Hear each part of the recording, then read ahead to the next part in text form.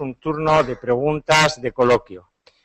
Les rogaría que quien quiera formular preguntas lo haga por escrito, indicando qué ponente desea responda a su interpelación.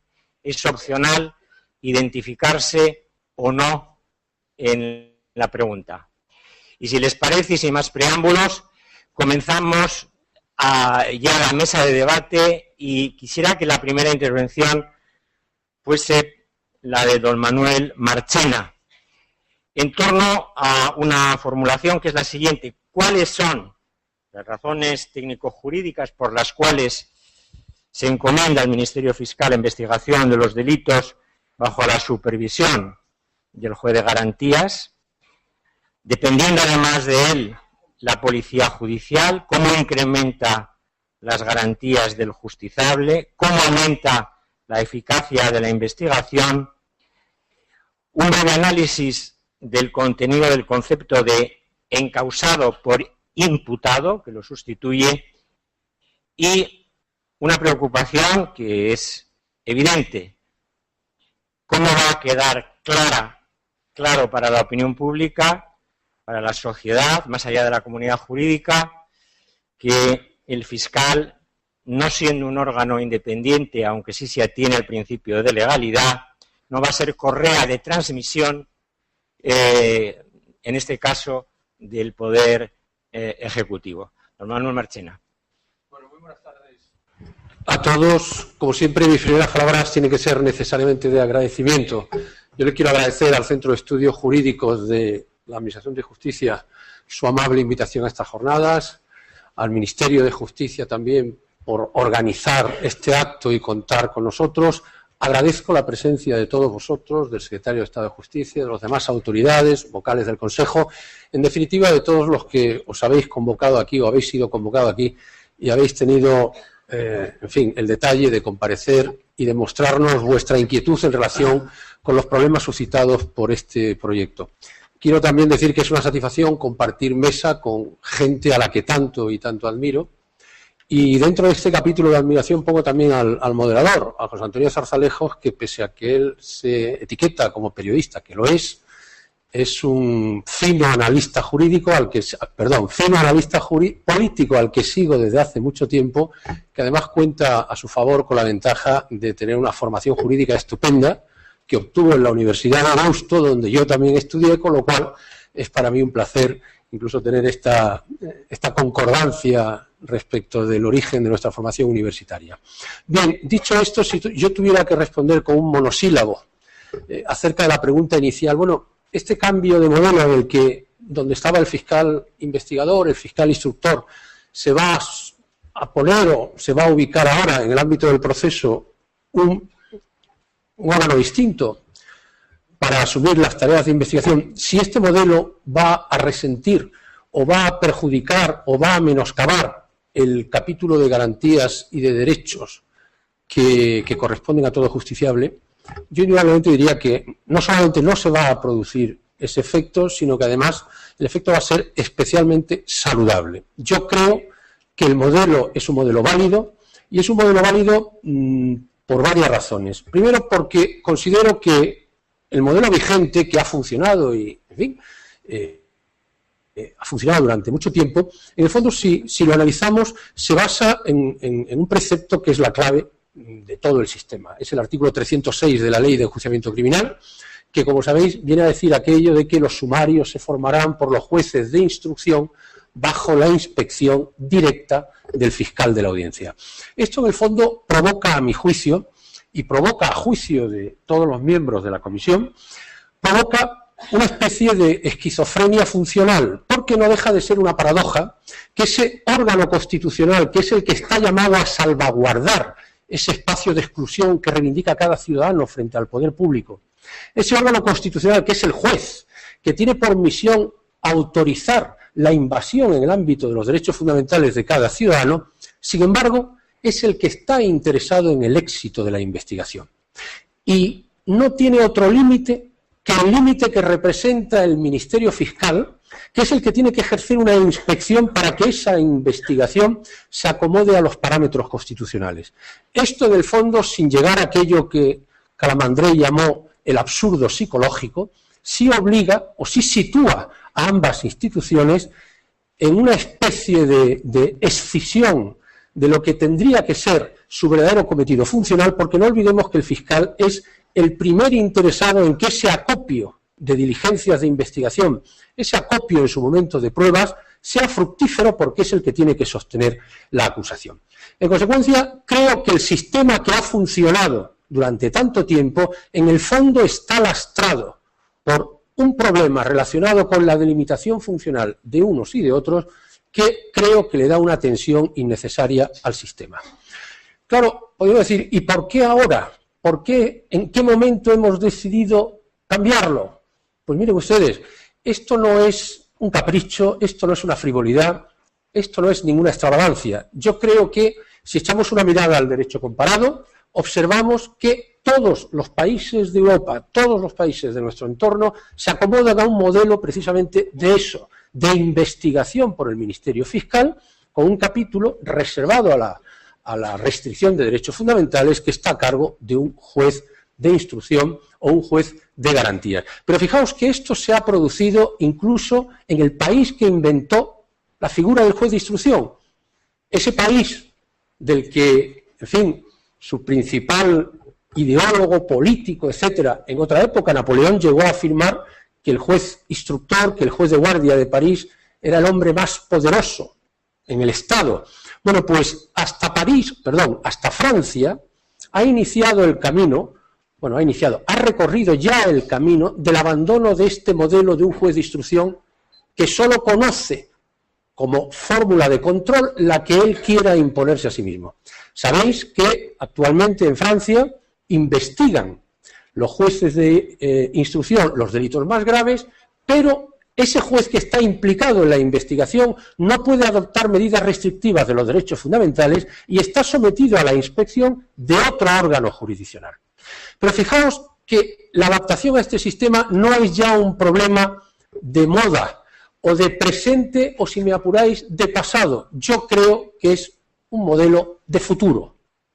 Cuando la comunidad internacional ha querido organizar, ha querido definir, regular un proceso penal, por ejemplo, para la investigación del genocidio en Ruanda, ha creado una ley específica en la que quien investiga es el fiscal, quien controla la restricción de los derechos fundamentales es el juez. Cuando la comunidad internacional ha querido perseguir los graves delitos cometidos en la antigua Yugoslavia, ha diseñado un procedimiento en el que quien investiga es el fiscal y quien somete a control en ese ímpetu investigador en el que puede incurrir el Ministerio Fiscal es el juez.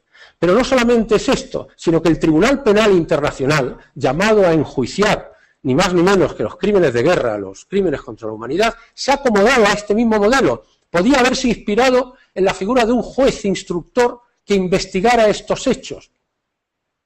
Pues no, lo que ha hecho ha sido someterse al modelo que nosotros hemos incorporado. Pero digo que también es un modelo de futuro porque hace muy poco el presidente de la Comisión Europea, Durão Barroso, hace tan poco que fue en el mes de septiembre del año pasado, decía que en junio de este año, es decir, en 2013, iba a presentar un proyecto, un modelo de Fiscalía Europea para la persecución y la investigación de los delitos que afectaban a los intereses financieros de la comunidad, de la Unión Europea.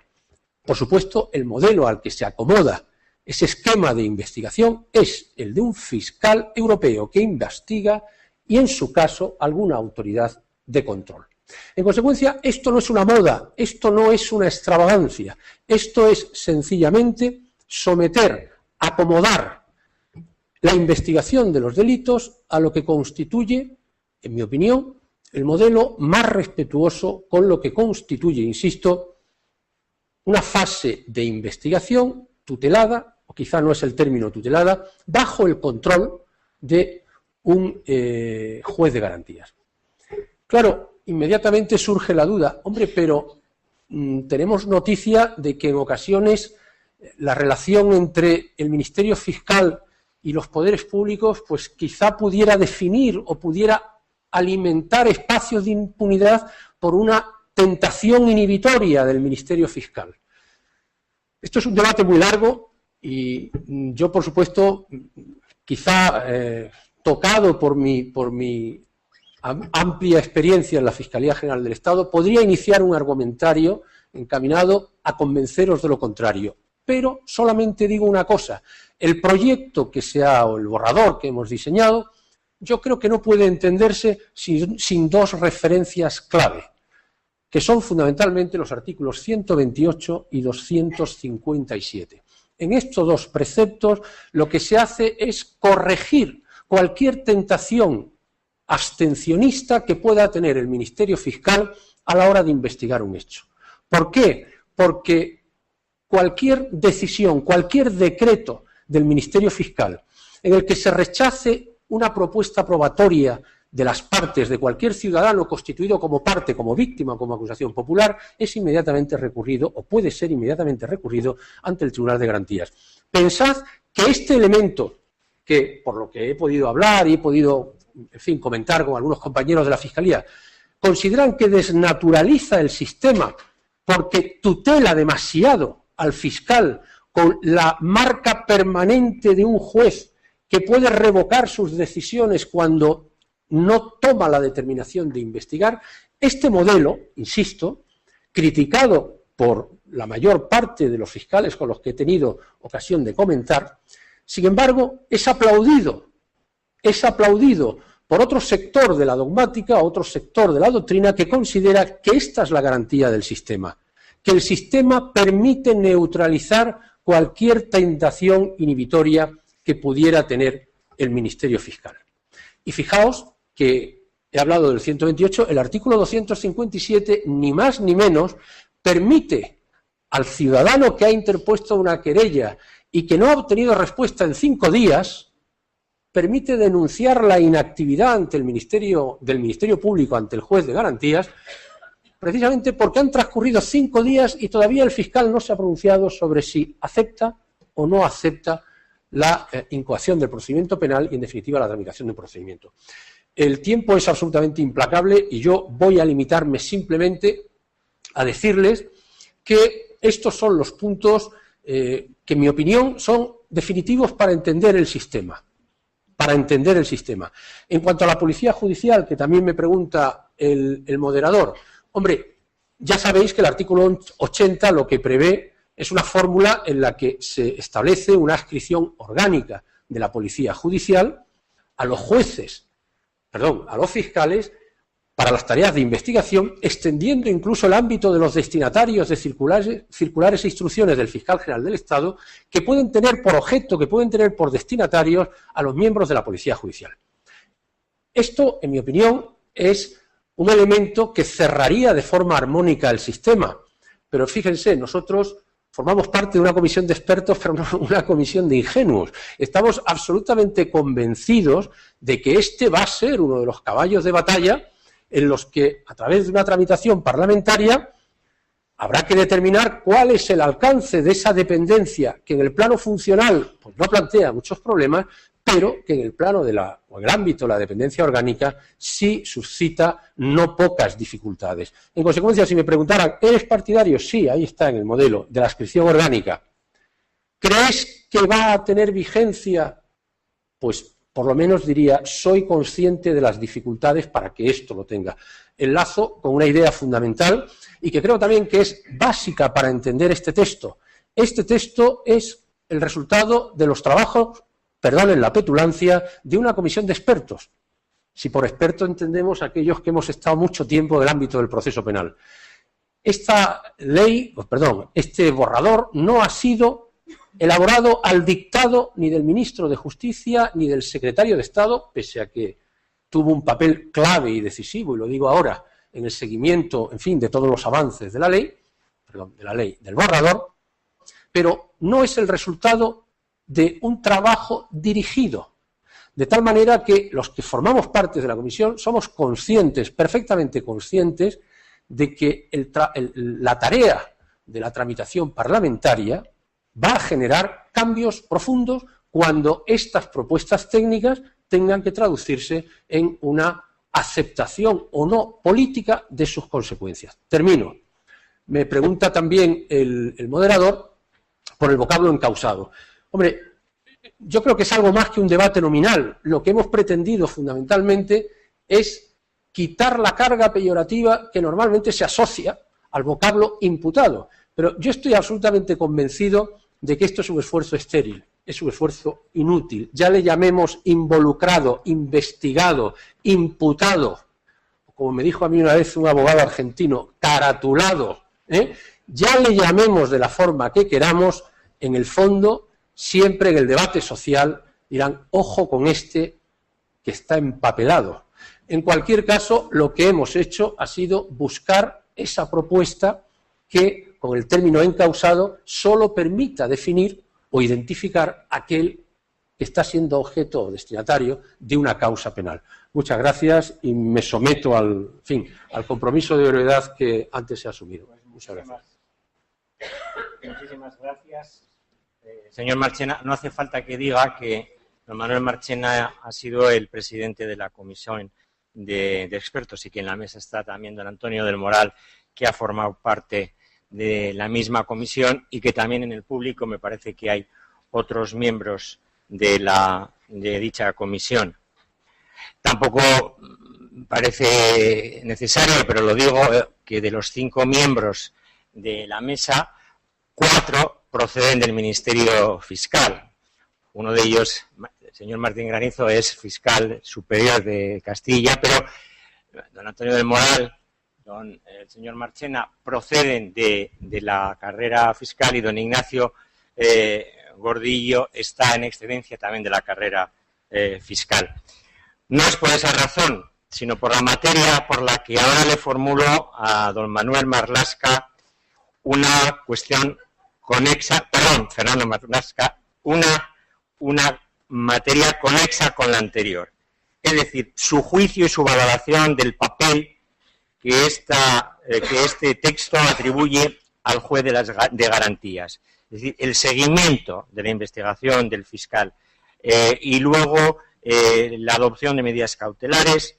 Fundamental, el control de la duración del secreto de la investigación y de la investigación en sí. ¿Qué juicio le merece el planteamiento de todos estos asuntos en el texto articulado de la comisión? Muchas gracias y muchas gracias por la invitación a participar en el día de hoy en estas jornadas del Centro de Estudios Jurídicos y en relación al nuevo Código Procesal Penal, Ley de Enjuiciamiento Criminal, como queramos y como finalmente sea denominada.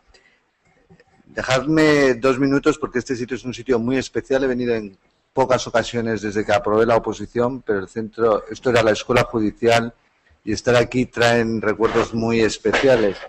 Incluso si lo pongo en conexión con el Código Procesal Penal, porque me acuerdo que en uno de los exámenes orales que me tocó defender los principios del proceso penal, pues al final alguien del tribunal se atrevió a preguntarme quién firmaba la exposición de motivos de la ley del 82 y que hiciera un resumen aproximativo de los principios que la inspiraban.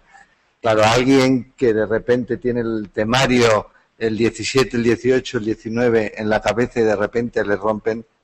Me rompió, pero salí de aquello y creo que Alonso Martínez en ese sentido me ayudó y porque quizá mi preparador en ese sentido nos había dado o nos había incitado suficientemente a la importancia de lo que la Ley de Enjuiciamiento Criminal como texto legal había implicado en la cultura jurídica española y en concreto su exposición de motivos.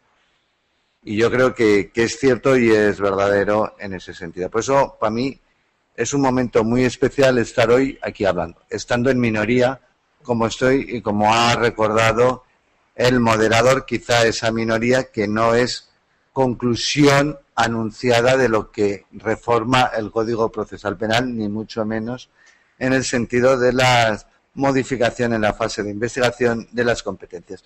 Pero bueno, me siento un poco más abrigado porque por lo menos 3 compartimos por lo menos la Universidad de Deusto y aquella escuela jurídica.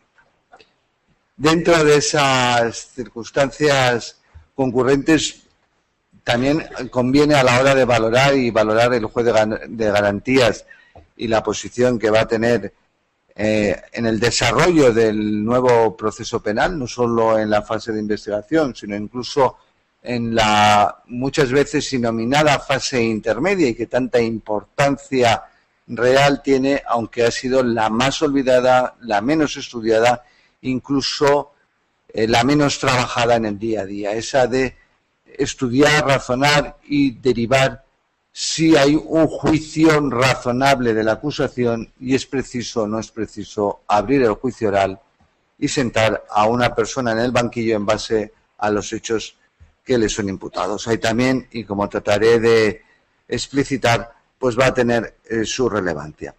Pero quiero hacer una mención especial a que yo creo que desde hace años era ya una cuestión que yo creo que nos resistíamos a admitir, pero que ya estaba en el entorno de cualquiera de nosotros, cómo había que romper un poco con una concreta esquizofrenia, la esquizofrenia de los jueces de instrucción y la esquizofrenia en la aplicación del derecho y en la posición un poco, vuelvo a decir, dividida en que nos encontrábamos. Y hablo yo como juez de instrucción, que he estado, dentro de los 25 años que llevo en la carrera, pues una gran parte ejerciendo como juez de instrucción.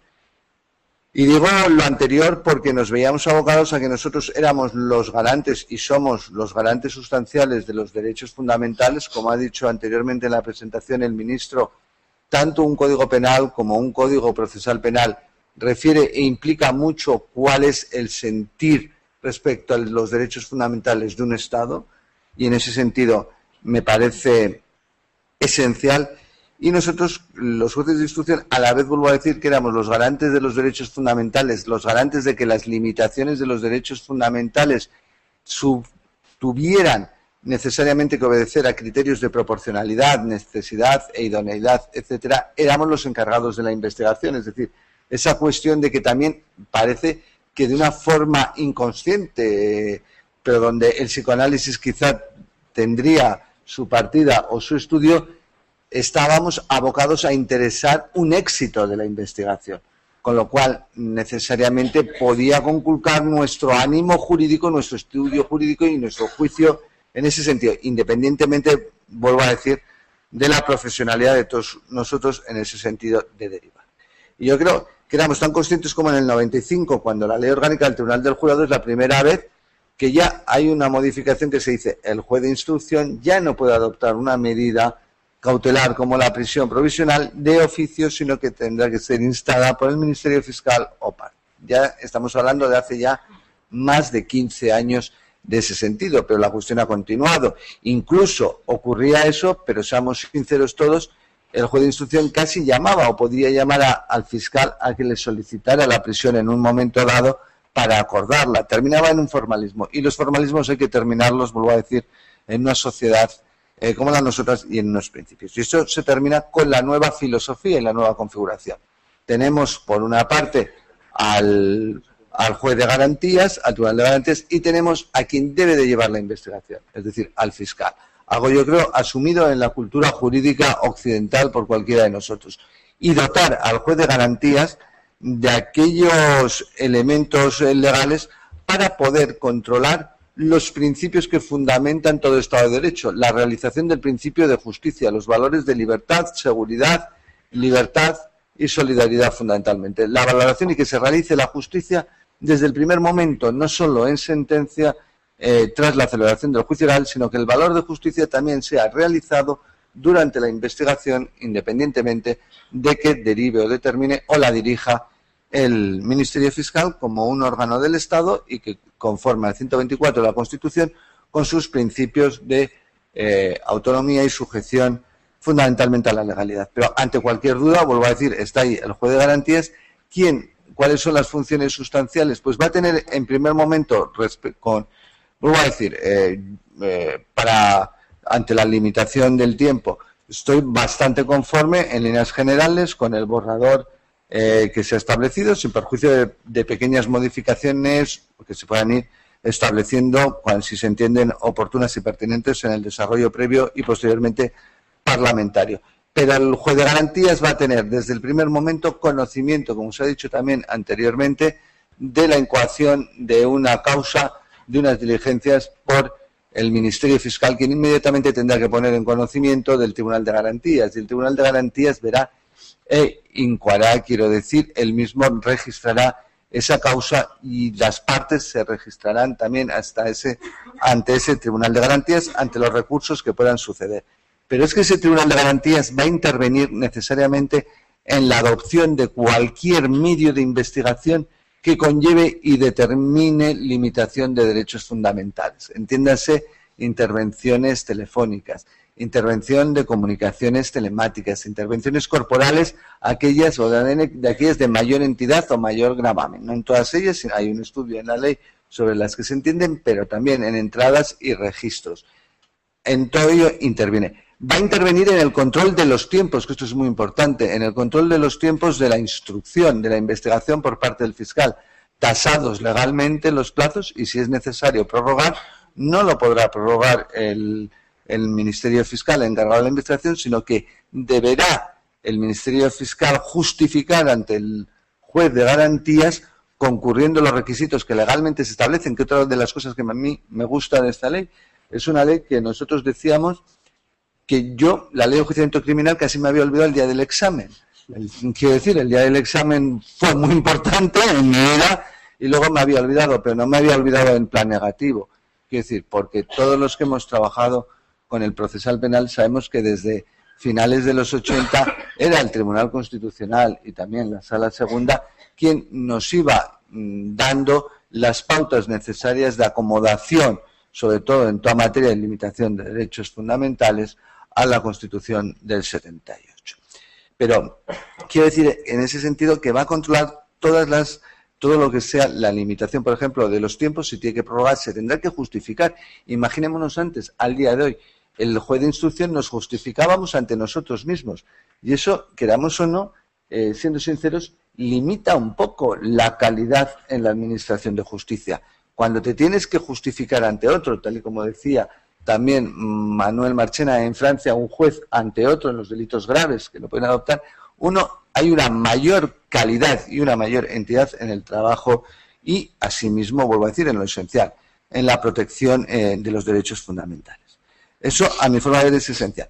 También va a controlar, vuelvo a decir, el famoso secreto de las actuaciones. Ese es un tema con unos tiempos fijados, algo que la prensa, evidentemente, ahí estará, los límites, y dirá el juez de garantías si procede o no la limitación del secreto. Además, la ley aquí me gusta porque el borrador hace una diferenciación entre el secreto de las actuaciones en relación a las partes y previamente hace sobre la publicidad de las actuaciones judiciales, es decir, para los extraños al proceso. Hace esa doble diferencia que me parece en ese sentido importante y relevante. Quiere decir que también será el juez de garantías quien manifiesto refiera si ese secreto respecto a las partes tiene unos tiempos, aparte de los tiempos legales, que tiene un máximo de 1 año, pero bueno, quiero decir, si esos tiempos, desde un punto de vista de legalidad, debe o no permanecer el secreto. No va a ser el Ministerio Fiscal, sino que el Ministerio Fiscal deberá ser ratificado ese secreto por el juez de garantías, con lo cual vemos aquí, y eso tiene su incidencia, porque claro, que ese secreto sea necesario para la investigación, para que no se conculque la investigación y el buen fin de la misma, pero que no limite el derecho de defensa en extremos indebidos o innecesarios atendiendo a las circunstancias. Y vuelvo a decir, no va a estar en manos del Ministerio Fiscal, sino en manos del juez del juez de garantías, toda vez que hay un derecho fundamental, como es el derecho de defensa, la tutela judicial, que ahí está en litigio con el secreto. Podríamos hablar, y eso sí que igual en turno de preguntas, incluso ayer tengo noticias que en otra mesa ya de las que se empiezan a cerciorar, sobre el secreto en la fase de investigación y las competencias, el secreto hacia los extraños al proceso, quiere decir, hacia los medios de comunicación, ese que yo creo que ahí sí que quizá pueda haber algo más que hablar o que decir en ese sentido en el momento actual. Y luego, y termino para no alargarme, perdón, también ya no nos quedamos ahí, es decir, el juez de garantías, lo que digo, se da entidad a la fase intermedia. Una vez concluida la instrucción, El juez de garantías será el de investigación, el que diga si procede o no aperturar el juicio oral, el que diga o no si procede revocar la conclusión, que la conclusión de la investigación la acuerda el fiscal y entiende, ante el recurso de alguna de las acusaciones, que procede volver a la fase de investigación y practicar aquellas diligencias necesarias o imprescindibles para formalizar escritos de acusación. Decía anteriormente que esta intervención quizá del juez de garantías, que es una intervención muy amplia, era en algún momento rebatida por algunos miembros del Ministerio Público, quiero decir. Pero yo creo que es una función imprescindible en el sentido de que yo creo que está bien acomodada a cuestiones esenciales como son aquellas que conllevan o determinan limitaciones de derechos fundamentales. Entiéndanse todos los que hacen a las diligencias de investigación, como las intervenciones de las que he hablado, telefónicas, etcétera, como también a lo que es la tutela judicial efectiva, el derecho de defensa, más en pleno, como puede ser la fase de conclusión de la investigación, la necesidad o no de retomar la investigación o de seguir, etcétera. También controla la conformidad, incluso la conformidad por oportunidad, siempre que haya alguien que lo recurra. No, la conformidad quiere decir, y el sobreseimiento por oportunidad, es decir, se establece el sobreseimiento por oportunidad, pero reglada, es decir, o sea, en esos temas yo creo que es el órgano judicial que va a conllevar a que lo que es un principio esencial, que es la igualdad de partes en el proceso penal, sea una realidad desde el principio. Y eso me parece algo esencial y que al día de hoy, queramos o no reconocerlo, y aunque haya un interés y una voluntad manifiesta por parte de los jueces de instrucción, no es una realidad de hecho o de derecho, como queramos denominarla. Ese me parece el gran avance, independientemente que otro avance es que ha traído la doctrina del Constitucional y de la Sala Segunda del Tribunal Supremo a la ley, sin que ello determine que los órganos judiciales sean los legisladores, sino que el legislador será con ese borrador el Congreso y el Senado, las Cortes Generales en su momento cuando vaya y cuando discutan evidentemente lo que será un anteproyecto, este borrador, y en eso quiero decir es esencial que se ha tomado conocimiento de los acontecimientos desarrollados desde 1978 y de la necesaria adaptación a la Constitución, a los valores y luego evidentemente a la jurisprudencia del Tribunal Europeo de Derechos Humanos. En esos sentidos sí que se han explicado. Muchas gracias y perdón por haberme... No, muchas gracias, señor Grande Marlaska. Por supuesto que iremos a la publicidad de las actuaciones, es un tema que no se puede dejar de debatir. Pero previamente pasamos a un fiscal ejerciente. Esta pregunta, esta cuestión se dirige a don Manuel Martín Granizo y se refiere justamente a las facultades, si son suficientes o no, del fiscal en la investigación penal, y que nos dé unos apuntes en particular sobre la conformidad, sobre el principio de la oportunidad reglada, que es relativamente novedoso, sobre la mediación y sobre un aspecto que está encima de la mesa, si será necesario o no reformar el Estatuto Orgánico del Ministerio Fiscal.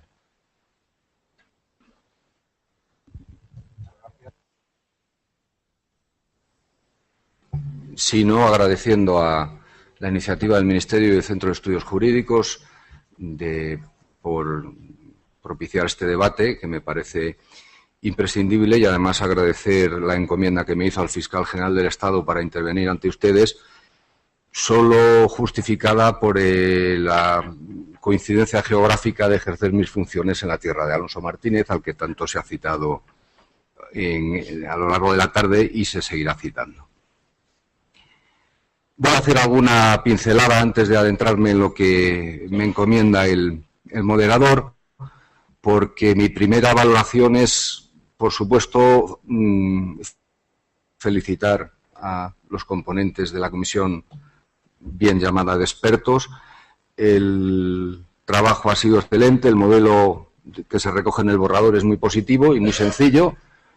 No es original, pero es difícil ya en la Europa globalizada ser original, puesto que fiscal investigador, el juez limita y autoriza la limitación de los derechos fundamentales a petición del fiscal, adopta las medidas cautelares y decide la apertura del juicio oral, como por ejemplo sucede en el modelo italiano. El cambio de sistema va a ser realmente complicado porque hay que cambiar muchas mentalidades. Primero, estoy en el lugar que he ocupado hace unos minutos el ministro del Interior y no puedo dejar de pensar en que hay una inercia de actuación de la policía judicial de muchos años. La policía, todas estas reflexiones no pretenden ser en absoluto críticas, sino descriptivas. Creo que esto es así. Ha dirigido, y el Ministerio del Interior ha dirigido y dirige en muchas ocasiones la política criminal, y la policía judicial, sobre la base de nuestro modelo, juez de instrucción, fiscal, la propia dependencia orgánica de la autoridad administrativa, disfruta de una gran autonomía en la que toma decisiones en base a esta propia autonomía. A partir de la implantación de este modelo, estas decisiones tendrán que ser tomadas previa consulta con el fiscal o siguiendo las direcciones del fiscal.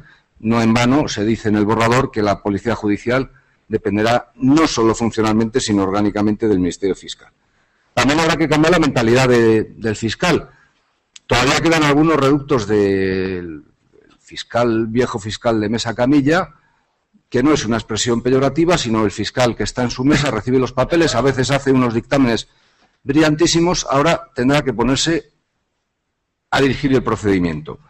Pero también ha existido y existe el juez de instrucción en el mismo sentido, es decir, el juez de instrucción que olvida en cierta medida el principio de investigación y lo confunde con el de aportación de partes, sea de la policía o sea del propio Ministerio Fiscal, al que en ocasiones le da traslado de los expedientes para que solicite diligencias. Es decir, hay que cambiar esto, hay que cambiar la mentalidad, hay que cambiar la organización de las fiscalías. Actualmente somos 2.400 fiscales, tendríamos que ser suficientes.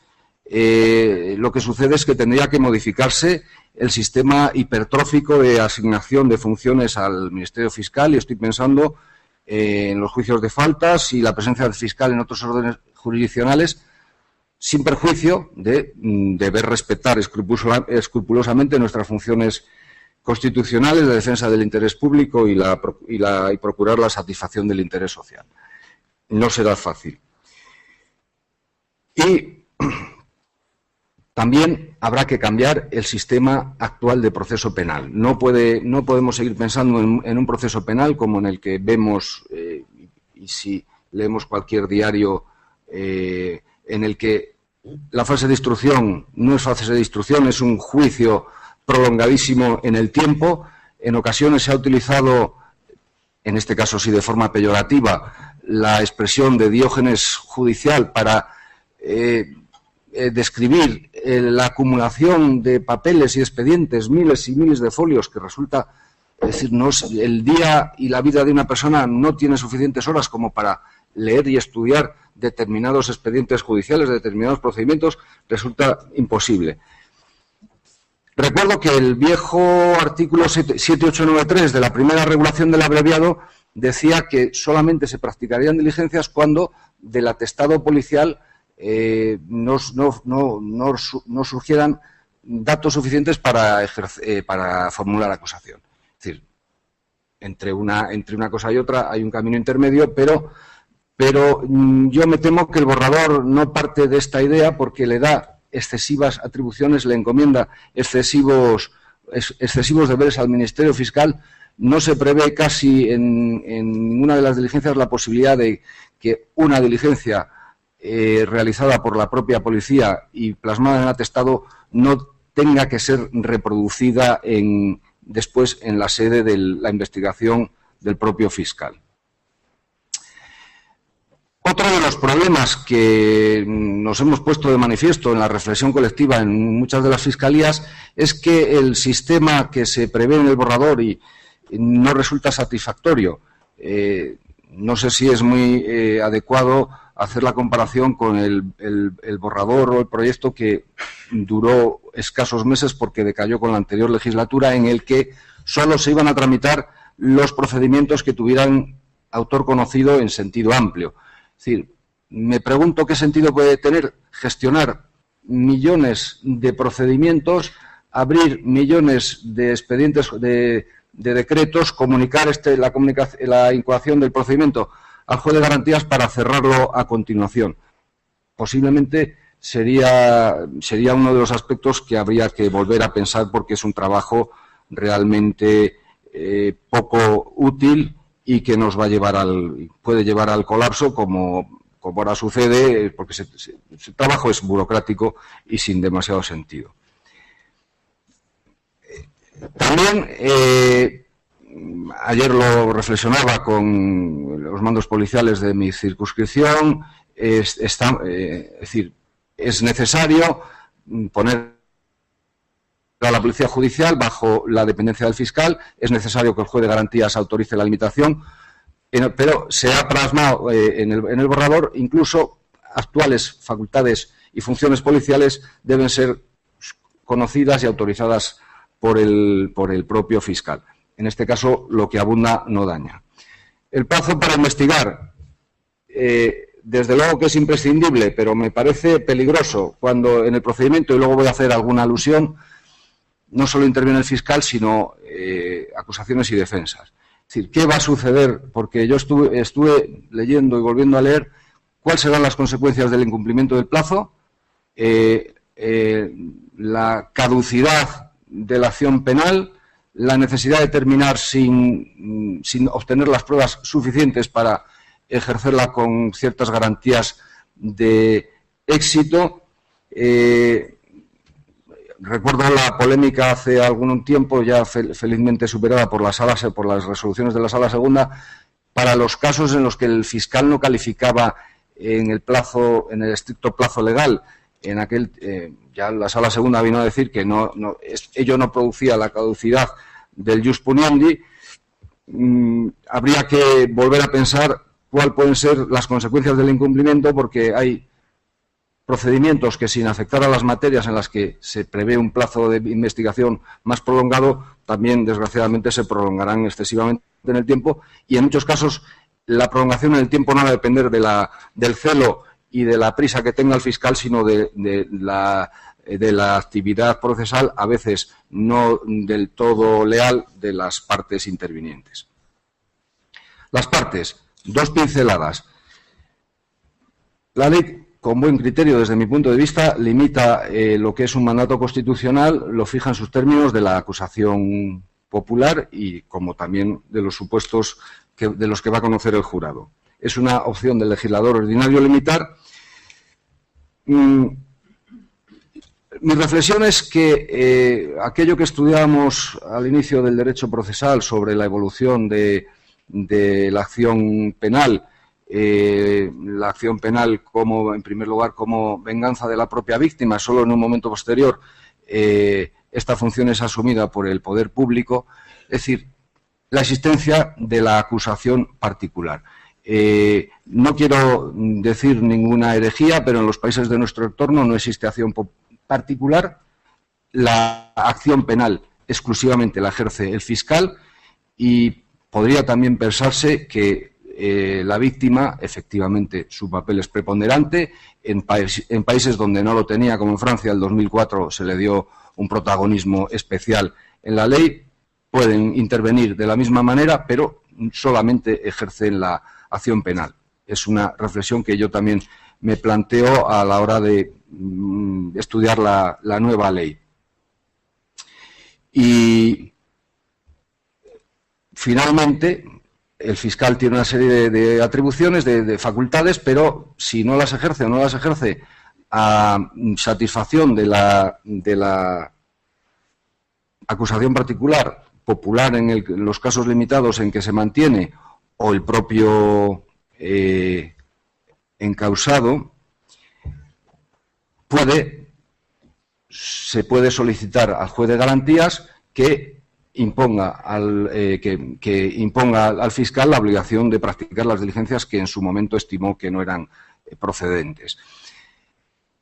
Evidentemente, esto es el esquema actual entre el juez de instrucción y la audiencia provincial, pero hay una dependencia jurisdiccional clara en ese caso, pero no en el del fiscal, y tenemos un artículo en nuestro estatuto que establece que solamente podemos recibir instrucciones de nuestro superior jerárquico, del fiscal general o en su caso del fiscal general del Estado. Es decir, supone esta situación un quebranto de la autonomía, o puede suponer un quebranto de la autonomía del propio Ministerio Fiscal, que también podría ser se podía reflexionar sobre este aspecto, porque en la ley de menores, que se prevía lo mismo, al final el juez de menores no impone al fiscal instructor de menores en la práctica de estas diligencias, sino que en todo caso las practica él mismo, que podía ser la otra posibilidad.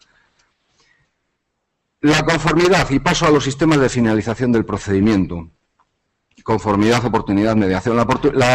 La conformidad fue una institución que ya existía en la vieja ley de enjuiciamiento criminal, poco utilizada, que el año 89, con la reforma de la creación del procedimiento abreviado, se generalizó. Recuerdo la circular 189, y recuerdo a su autor, Félix Hernández Gil, que hacía unas loas y la llamaba la atención porque había que modificar el criterio de los fiscales, la necesidad de un cambio en los modos de actuación, el principio del consenso. Bien, parece que esto se ha llevado a cabo. Actualmente hay convenios entre la Fiscalía General y los colegios de abogados y, en definitiva, la conformidad ha supuesto una respuesta rápida, efectiva, la asunción de culpa, el ejercicio de la responsabilidad, la autonomía de la voluntad. Todo es positivo. Ahora el borrador lo aumenta a cualquier delito en cualquier momento procesal. Quizá desde el punto de vista de la Fiscalía, creo que corporativo, pero no corporativista, existen demasiados controles, existe una desconfianza desmedida desde mi punto de vista, como lo mismo que en la aplicación del principio de oportunidad reglada puede, como sucede en Francia, ser, aunque no tanto porque solo se refiere a pequeña criminalidad, suponer un ejercicio de política criminal por el propio fiscal, pero también hay demasiada intervención del juez de garantías y demasiada intervención, en este caso, de la víctima, que puede impugnar el sobreseimiento de un procedimiento por la aplicación del principio de oportunidad. La mediación penal hay que felicitarse de que en el borrador os hayáis acordado de la mediación penal, porque en la práctica se viene haciendo de una manera alegal y no sé si ilegal. Es un supuesto, es una forma de terminación del procedimiento, dando satisfacción a la víctima, procurando dar una respuesta adecuada, pero en ocasiones también con un trabajo superior y con un esfuerzo mucho más importante que el propio del procedimiento. De todas maneras, hay muy pocos preceptos que se dedican a esta institución y habría que dejar claro, vuelvo a mi posición corporativa que no corporativista, habría que dejar claro que, como sucede en Francia, la mediación debería depender y como sucede también en España, el procedimiento de menores debería depender del fiscal y de la Fiscalía. No sé cómo voy de tiempo, seguramente mal. Dos pinceladas. Solo la semana pasada he descubierto con cierta sorpresa, en un curso al que asistí por designación de este centro, que en Europa solamente el fiscal italiano es independiente. Es decir, que en el resto de los países de nuestro entorno más próximo, el fiscal funciona con arreglo a los principios de unidad y dependencia. El legislador de 2007 quiso que el fiscal español rompiera sus nexos de aquella vieja figura modificada el año 78 del órgano de comunicación entre el gobierno y los tribunales, el viejo estatuto. Eso ya no fue así. Y a partir de 2007 establece expresamente que no hay posibilidades, el gobierno no puede dar instrucciones al fiscal general del Estado. Lo nombra, pero no le puede dar instrucciones, simplemente puede interesar la adopción de alguna medida que se debate en el seno de la Junta y se adopta la medida solicitada o no. Es necesaria una labor de pedagogía porque en ocasiones hemos visto cómo en el debate político las controversias políticas se han saldado dándose golpes con la figura del fiscal y a veces también con la figura de la Policía Judicial en la cabeza unos y otros intervinientes. Es decir, debería quedar el fiscal al margen de estas controversias. No admito, por supuesto, las posturas doctrinales en las que se dice que el fiscal es indigno y no puede ejercer esta función porque no es independiente. Es decir, nos queda la acción popular, que en ocasiones ha sido positiva, pero en otras ocasiones ha sido absolutamente lamentable su ejercicio no por el ciudadano, sino por profesionales de la acción popular. Y en nuestro país ¿podría modificarse el principio de dependencia? Tenemos la Constitución, que habla de unidad y dependencia. Podría moderarse. Sería positivo, y ahí sí que tomo postura, en aras a reforzar el principio de confianza en nuestra institución, reforzar la autonomía del fiscal investigador. Nada obsta que este principio de unidad y dependencia sea moderado, limitado, por ejemplo, como en Francia, autorizando en este caso al fiscal a dar órdenes para investigar, pero no para dejar de investigar, eliminando la posibilidad de las instrucciones generales, de las instrucciones particulares, limitando las generales, o consagrando, como digo, la autonomía del fiscal investigador y sobre todo la figura del fiscal predeterminado por la ley, que prácticamente la tenemos actualmente en la regulación actual del Estatuto Orgánico, aunque con alguna excepción. Y aquí termino y solicito disculpas porque seguramente me habré excedido el tiempo, pero había que decir muchas cosas y aprovechar el momento. Muchas gracias. Y todas muy interesantes. Si hay preguntas, me las pueden ir acercando para preparar luego el coloquio. Bueno, don Antonio del Moral, me temo que le voy a poner en un brete, quizás, seguramente, desde mi punto de vista, pero con su capacidad lo resolverá. Porque además de pedirle que nos haga una digresión sobre el nuevo sistema de recursos con la doble instancia y la casación, así como alguna pincelada sobre la ejecución, sí quiero plantearle una inquietud bastante general a partir de este texto que se contiene en el artículo 129 y siguientes de este código, y concretamente el punto 4 del artículo 132, que lo recordaré, dice así: si se difundiere públicamente por cualquier medio información sobre el proceso con vulneración del secreto de las actuaciones o en su caso de los deberes de sigilo y reserva previstos en este título, el tribunal de oficio o a instancia del Ministerio Fiscal podrá acordar, previa ponderación de los intereses en conflicto, el cese de la difusión siempre que ésta pudiere comprometer gravemente el derecho a un proceso justo o los derechos fundamentales de los afectados. Pues, señor del Moral, si es tan amable de contestar o hacer una digresión sobre estos asuntos, se lo agradeceríamos mucho.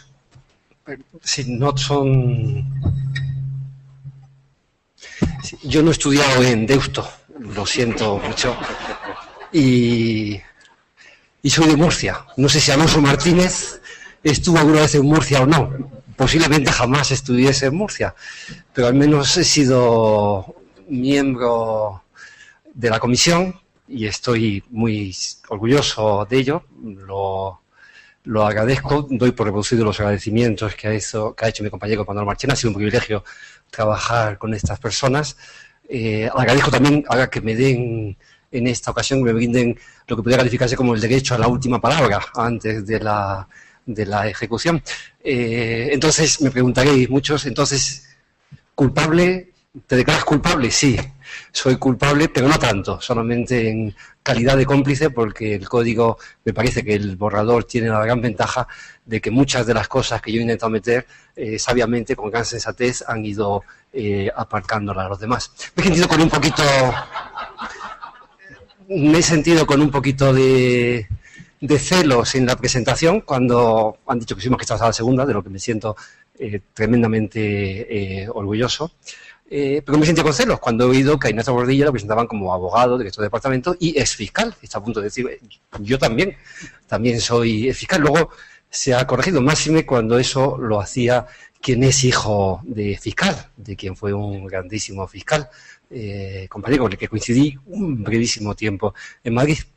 Yo soy también fiscal y esto no es solamente un desahogo nostálgico por estar en estas aulas, donde hace pues más de 25 años, más de 30 años, casi 30 años, estuve haciendo el curso de fiscales. Estudié la oposición muy rápido porque una persona que está en esta sala, a quien fui a consultar, me dijo, sí, pero estudia rápido porque es inminente la reforma de la ley de enjuiciamiento criminal y como te coja a la mitad vas a tener que estudiarte de nuevo todo el procesal penal. Por tanto, hablar en esta casa, en esta sede donde estudié, y hablar de la inminente reforma de la ley de enjuiciamiento criminal me rejuvenece muchísimo, porque me transporta justamente a hace 30 años. Bueno, esto no es solo, ya digo, no es solo un desahogo, ni siquiera es un guiño a tantos fiscales, compañeros que veo aquí, es algo más. Me parece que, es decir, magistrado y es fiscal es algo más. Yo creo que las funciones, y es algo que es hablar ya del Código Procesal Penal. Me parece que son funciones distintas las de fiscal y las del juez, son funciones distintas, pero las ideas fuerza, lo que alienta su papel, lo que es su aspiración por la justicia, parece que son muy similares. Y esto ya es decir algo del Código Procesal Penal, decir mucho, me parece, del Código Procesal Penal. Son 3 temas los que me plantea el moderador. Recursos. Me parece que hay 3 temas, los destaca la exposición de motivos, 3 temas que había que abordar innecesariamente. Uno es la doble instancia. ¿Por qué? Porque lo dice el Comité ese de Derechos Humanos, porque están recogidos los convenios, porque bien, eso había que abordarlo. Había 2 posibilidades. Había que meter la segunda instancia, pues había 2 posibilidades. Una, suprimir la primera instancia y dejar solo la segunda instancia. A eso se renunció porque planteaba muchas dificultades técnicas, aunque se decía que iba a agilizar mucho la cuestión, o implantar la segunda instancia. Es por lo segundo, por lo que ha optado la comisión, por implantar la segunda instancia, generalizarla. Creo que es un avance. Pero una segunda idea, un segundo reto que había era conseguir que la casación de verdad unificase. Un código penal nuevo, con 32 reformas a cuestas, cuando todavía no ha cumplido la mayoría, está todavía en esa difícil edad de la adolescencia, con un montón de delitos nuevos que son cambiados convulsivamente por el legislador, con tipos de nueva planta, y con una casación a la que solo llegan los delitos con más de 5 años, ocasiona una dispersión de la que es un buen ejemplo una vieja sentencia del Tribunal Constitucional, en la que, me parece que del año 84, en la que una persona a la que habían condenado por era un empresario levantino que utilizaba mucho el talonario. Los más antiguos recordarán cómo cada día los cheques sin fondos era lo que hoy son las conducciones sin permiso o la violencia.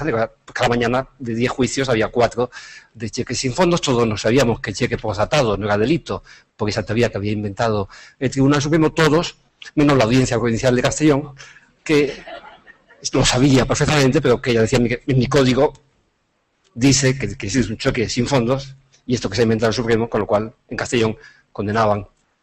Este señor iba dando cheques, acreditando que eran sin posatados, hasta que tuvo la desgracia, le iba muy bien el negocio, no sé si tenía algo que ver con eso, hasta que tuvo la desgracia de dar un cheque hacer un negocio en Castellón, pago con cheques sin fondos, con el documento firmado en que hacía un mes que le daba un cheque con una fecha de un mes después.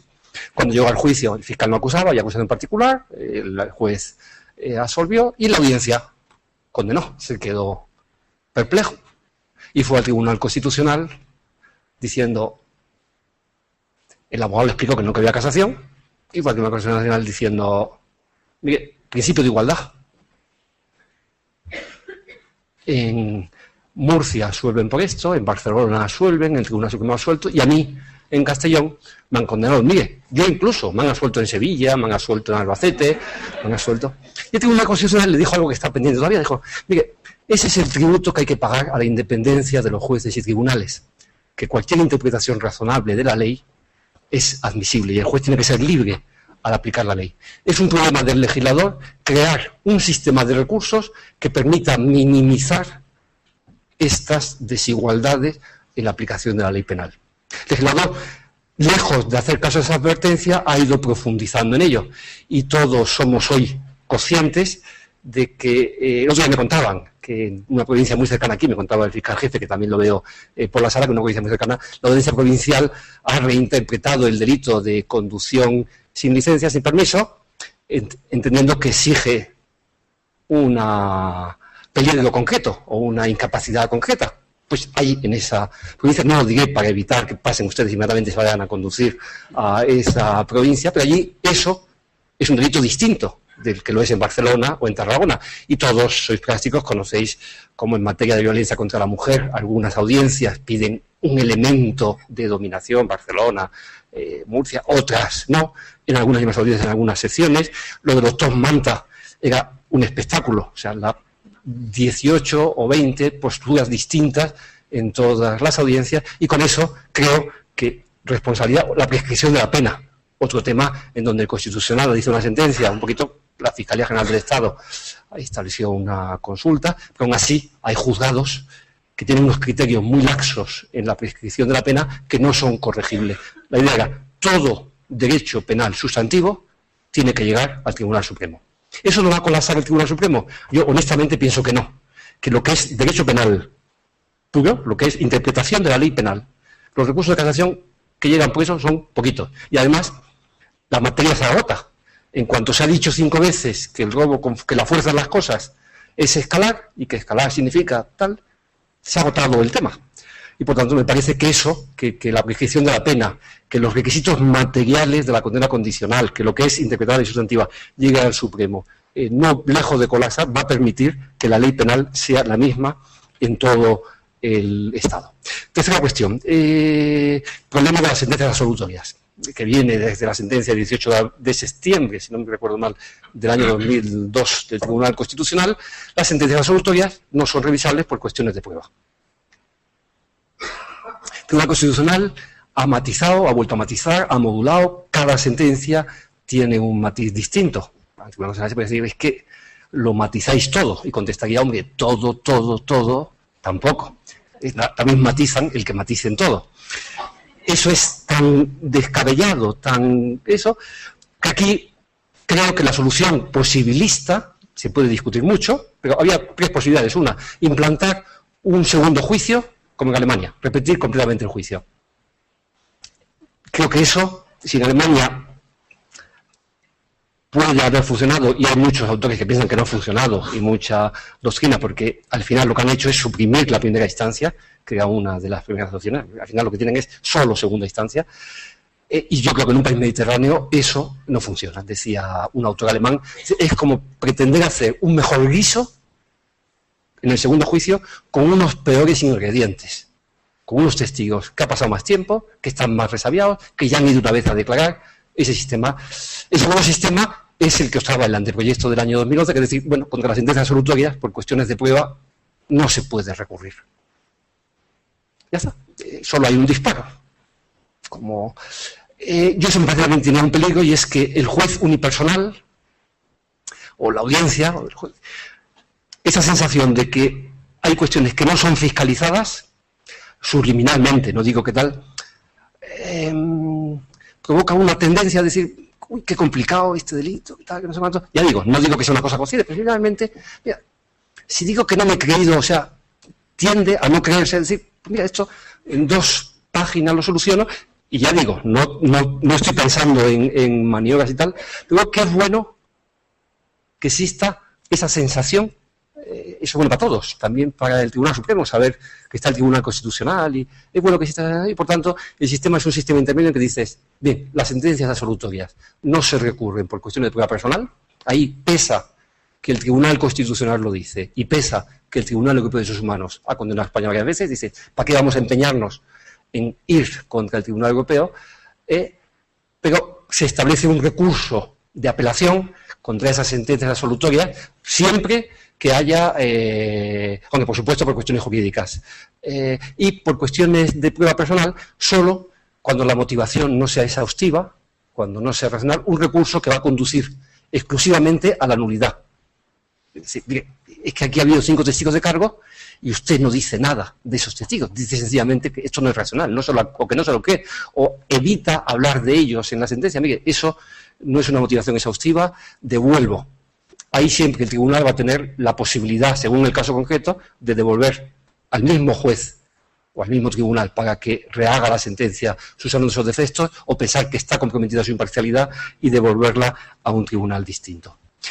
Tema de recursos, y en la ejecución yo haría una palabra, unificar. Se unifica el trámite, se unifica la competencia y se unifica subjetivamente. Aquí está resumido. Es una reforma atrevida. A mí nos dio luces un compañero fiscal que dijo, ¿por qué existen los juicios rápidos y no existen las ejecutorias rápidas? Porque los juicios rápidos son rapidísimos, pero luego pasan años mientras se ejecutan. Entonces la idea es, un trámite único, en la medida de lo posible. Al principio, una audiencia, bien audiencia de tal, o comparecencia, según entienda el juez que es necesario o no, y ahí que se pida todo. Bien por escrito, bien en la audiencia. Pide usted, y si no me da la condicional, la sustitución de la pena, y si no me da la sustitución de la pena, el talle, además pido la suspensión del indulto y tal. A partir de ahí, cualquier petición que no responda a una cuestión nueva se puede rechazar de plano. No, mira, ya hubo ocasión. Segunda idea, se unifica la ejecución. Antes, en el sufragio universal era un hombre, un voto, aquí es un penado, una ejecutoria.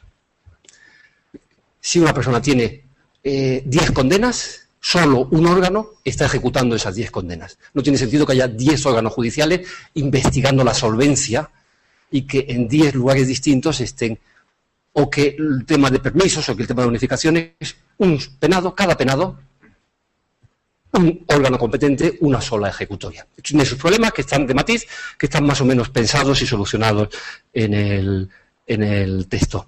Y lo último es la unificación de competencias. Juez de vigilancia y tribunal de ejecución quedan refundidos en un mismo órgano que puede actuar con 3 magistrados para determinadas cuestiones o con uno solo para muchas que son las habituales de vigilancia penitenciaria, de forma que a ese penado que tiene unas condenas distintas y tal, el mismo tribunal sabe es el que le da permisos, no le da permisos. Hay un tema anecdótico, me parece que es el pago de la multa, que tanto tiempo se lleva y tal, se hace algo que es importante, el derecho administrativo, yo sé que tiene algo de renuncia, tal, pero dice, mire, la multa, si se paga en 15 días, paga usted un tercio menos.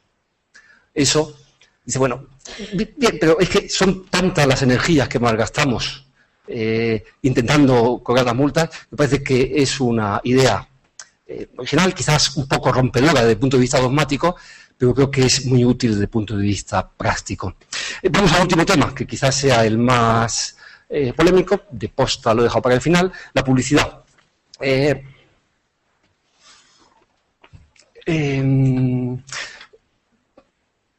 2 ideas,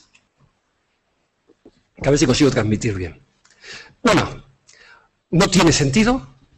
Me parece que la legislación actual es muy pobre, por una parte, y desmesurada e intolerable por otra. Es desmesurada e intolerable cuando establece el artículo 301 que el sumario será secreto y que hasta que no salga el juicio oral parece que nadie puede hablar de eso. Tan intolerable que está de facto derogado. Cualquier periódico, cualquier día, felizmente, está lleno de violaciones del secreto del sumario. Y digo felizmente. No obstante, ahí sigue el artículo 301 como la puerta de Alcalá, viendo pasar el tiempo sin que nadie lo toque. Y cuando se habla del secreto del sumario, siempre lo hace alguien interesadamente, diciendo, ¿cómo se ha violado el secreto del sumario? Mire, pero si es que todos los días, y gracias a Dios, porque eso es libertad de expresión. Aquí lo que hay en conflicto es intereses de la justicia. Un juez americano, Blackstone, me parece que decía, no, Blackstone me parece que es inglés, pero un juez, alguien dijo que, que difícil va a ser cuando se nos presente un conflicto entre la primera enmienda, americana, y la cuarta enmienda, el derecho al juicio justo y el derecho a la libertad de expresión, porque son de los dos bienes más queridos que tenemos en este país. Conflicto que luego se estalló entre la primera y la cuarta enmienda. Aquí es cuestión de sacrificar lo justo y lo indispensable, pero algo tiene que sufrir. La libertad de información tiene que sufrir lo mínimo posible, porque es un valor esencial, y el derecho al juicio justo también va a sufrir, porque esa publicidad, necesariamente que interesa a todos, algo va a afectar al juicio justo. En encontrar equilibrio está la clave, que no es fácil y que al final me parece que es un tema que hay que confiar en los jueces. Significa, uno, sacar el secreto del sumario, en el sentido, a ver, esto que no es mentira, porque luego saldrá esto es secreto, que es la forma de que salga luego. Bien, claro que se puede hablar de los asuntos judiciales, claro que se puede informar y contar y decir, como vemos todos los días en los periódicos, con toda naturalidad. Eso, sin límites. La legislación actual me parece que es tremendamente parca en la medida en que no permite a un juez decirle al acusado, mire, ¿sí?, no puede contar nada de esto que me está contando. ¿Por qué? Porque es que se me van a escapar las pruebas, o porque es que usted testigo no diga que sea, a lo mejor ya dentro de 2 días ya no hace falta. Entonces, que el juez tenga la herramienta para decirle a un testigo, a un acusado, en casos concretos, puntuales, decir, mire, prohibido contar, porque hoy día el acusado que conoce las cosas por fuera, o el testigo que conoce las cosas porque las ha visto, las declara ante el juez, pero no hay ninguna ley que le impida contarla. Y me parece bien, eso es lo normal, el principio general. Ahora, me parece que el juez tiene que tener también una herramienta para, en casos concretos, cuando esté en juego la investigación, la justicia, poder decir, mire, de esto, mientras esté en esta fase de investigación, no cuente usted nada. Esas son las dos ideas madre a que obedece el texto. Luego lo está repasando a la vista de algunas cosas y quizás sea susceptible de cepillado y de mejoras y de matizar alguna cosa. Pero la clave está, por un lado, eso. Hoy día hay juicios a puerta cerrada. Sí, está previsto, sí. ¿Cuántos juicios a puerta cerrada se celebran? ¿Sí? ¿Eso va contra la libertad de expresión? Hombre, si se maneja bien, no, al revés. No podemos renunciar a que haya juicios a puerta cerrada. Me parece que sería un despropósito decir quemar la ley porque los juicios, por la voluntad exclusiva del juez, pueden ser a puerta cerrada. No, con arreglo de los intereses y hace que funcione y excepcionalmente, cuando hay unos intereses en juego, el juicio se decreta a puerta cerrada. Ese juego de principio general, excepción, es el que ha intentado ponerse quizás defectuosamente en ese grupo de preceptos que efectivamente pienso que a lo mejor hay temas que en un repaso han quedado equívocos o pueden ser válidos. Pero acá está, mire, siempre que se hace la ley de excepciones se dice, en virtud de los principios establecidos en el artículo 130, intereses de los menores, del orden público, de la seguridad nacional, de la protección de la vida privada de las partes y otros derechos y libertades lo exijan, o en la medida en que el tribunal lo considere estrictamente necesario, por la concurrencia de circunstancias especiales cuando la publicidad pudiera perjudicar a los intereses de la justicia. Es decir, el principio es publicidad. Ahora, el juez tiene una herramienta para, en casos concretos, justificándolo, y que, en mi opinión, a lo mejor se tiene que reforzar eso, hay que reforzar esa excepcionalidad, que no tiene por qué funcionar de una forma distinta como funciona el juicio a puerta cerrada. Tiene una herramienta que es más eficaz que la actual, que es poder restringir la publicidad en esos asuntos concretos. Hay que cortar, por tanto, también la libertad, los abusos de la libertad de expresión, y fiel a eso, yo creo que estoy ya abusando de mi libertad de expresión, y para ser coherente con lo que digo, cierro la boca, porque también me he pasado. Gracias. Pasamos a la pregunta a don Ignacio Gordillo, también fiscal de carrera, ahora en excedencia, y letrado. A él le quería plantear el papel de la víctima en el proceso, que se renueva y se actualiza en este código, y también algunas medidas que pueden resultar polémicas, como la restricción de la acción popular y de las competencias del Tribunal de Jurado, que quedan ahora delimitadas a los delitos contra la vida consumados, homicidio y asesinato, y la regulación de las diligencias de investigación, que ahora son muy intrusivas, las corporales, pero también las que tienen que ver con las comunicaciones. Y finalmente, sí, como letrado, valora el hecho de que el Código establezca que si la defensa no pide la declaración del encausado, ninguna de las partes pueda interrogarle. Bien, pues muchas gracias, José Antonio. Muchas gracias al Centro de Estudios, a la Secretaría de Estado de Justicia, y que es un honor, lógicamente, estar aquí con todos vosotros, compañeros de mesa, fiscales y no fiscales, y a todos ustedes por estar esta tarde aquí. Yo, visto a la hora, quiero ser muy telegráfico, pero con el permiso del moderador, quisiera dar mi humilde opinión también a algunos temas que se han tratado. Fiscal, instructor. Yo la verdad es que cuando veo el problema no lo llego a entender mucho. Yo he estado 30 años en la Audiencia Nacional y he sido fiscal instructor siempre. Y aquí tengo compañeros que me dirán, siempre el juez de instrucción pasa al Ministerio Fiscal para diligencias a practicar, pasa al Ministerio Fiscal para procedimientos a seguir, pasa al Ministerio Fiscal y yo era el instructor, siempre, siempre. Ya sé que eso en otras ocasiones no es posible, pero la verdad es que hemos llevado la instrucción siempre. Y por eso me planteo el problema, la verdad es que sí es necesario el cambio. Y tengo enormes dudas por 3 motivos. Uno, en primer lugar, lógicamente, la independencia del fiscal general del Estado.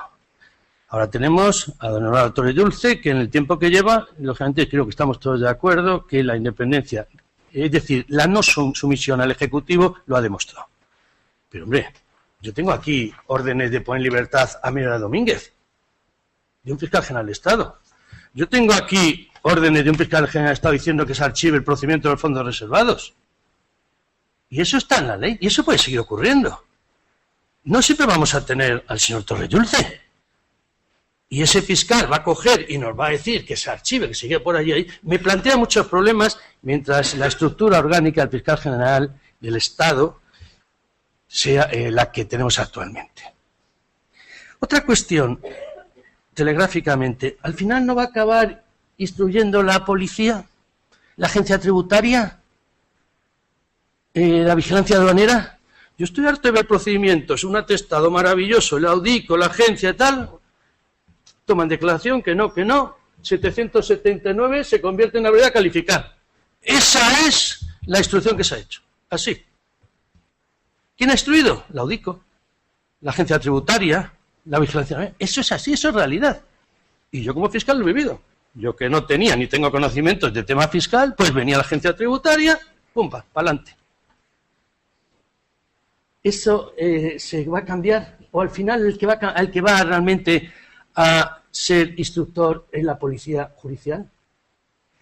Policía judicial que ojalá dependiese de jueces y fiscales. Ojalá, porque la policía judicial depende de Interior, señor ministro. Todos sabemos todo. En la Audiencia Nacional, cuando se mandaba algo a la policía, porque espere, primero voy a Interior y luego la relación con la policía judicial, la misma audiencia ha sido de amistad personal con los policías. Pero si no, ¿un policía va a hacer algo que no mande un juez? Antes que nada se va al Ministerio de Interior. Es decir, la instrucción por parte de la policía judicial me preocupa muchísimo, porque al final llegamos a un estado policial. También me preocupa por qué hay tanto interés en que desaparezca el juez de instrucción. ¿Por qué? Se le quitó ya la función de acordar la prisión preventiva, la comparecencia del 505. Ahora se le quiere quitar la instrucción. ¿Y por qué? Parar la instrucción a una parte en el procedimiento. A una parte, de acuerdo que es imparcial, pero a una parte. Hombre, yo estoy aquí en la Junta de Gobierno del Colegio de Abogados, aquí está mi querida decana. ¿Y por qué una parte imparcial va a tener la labor de instrucción y otra parte no vamos a tener esa labor de instrucción? Y lo digo, fijaos, yo que he sido fiscal, o soy fiscal, abogado, es que me plantea ese problema. una parte que va a instruir. Simplemente lo dejo ahí, querido Manolo, para vuestro conocimiento y consenso. El segundo problema que se me plantearía es ¿por qué realmente el fiscal no es un fiscal de garantías?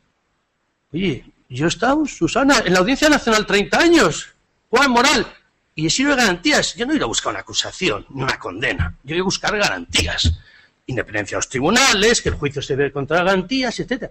He sido fiscal de garantías. ¿Y por qué no va a haber un fiscal de garantías? ¿Somos menos garantías nosotros que vosotros, los jueces de instrucción? Yo es que lo de fiscal de garantías, la verdad es que no sé por qué no se plantea, porque la labor del fiscal es precisamente la garantía del proceso.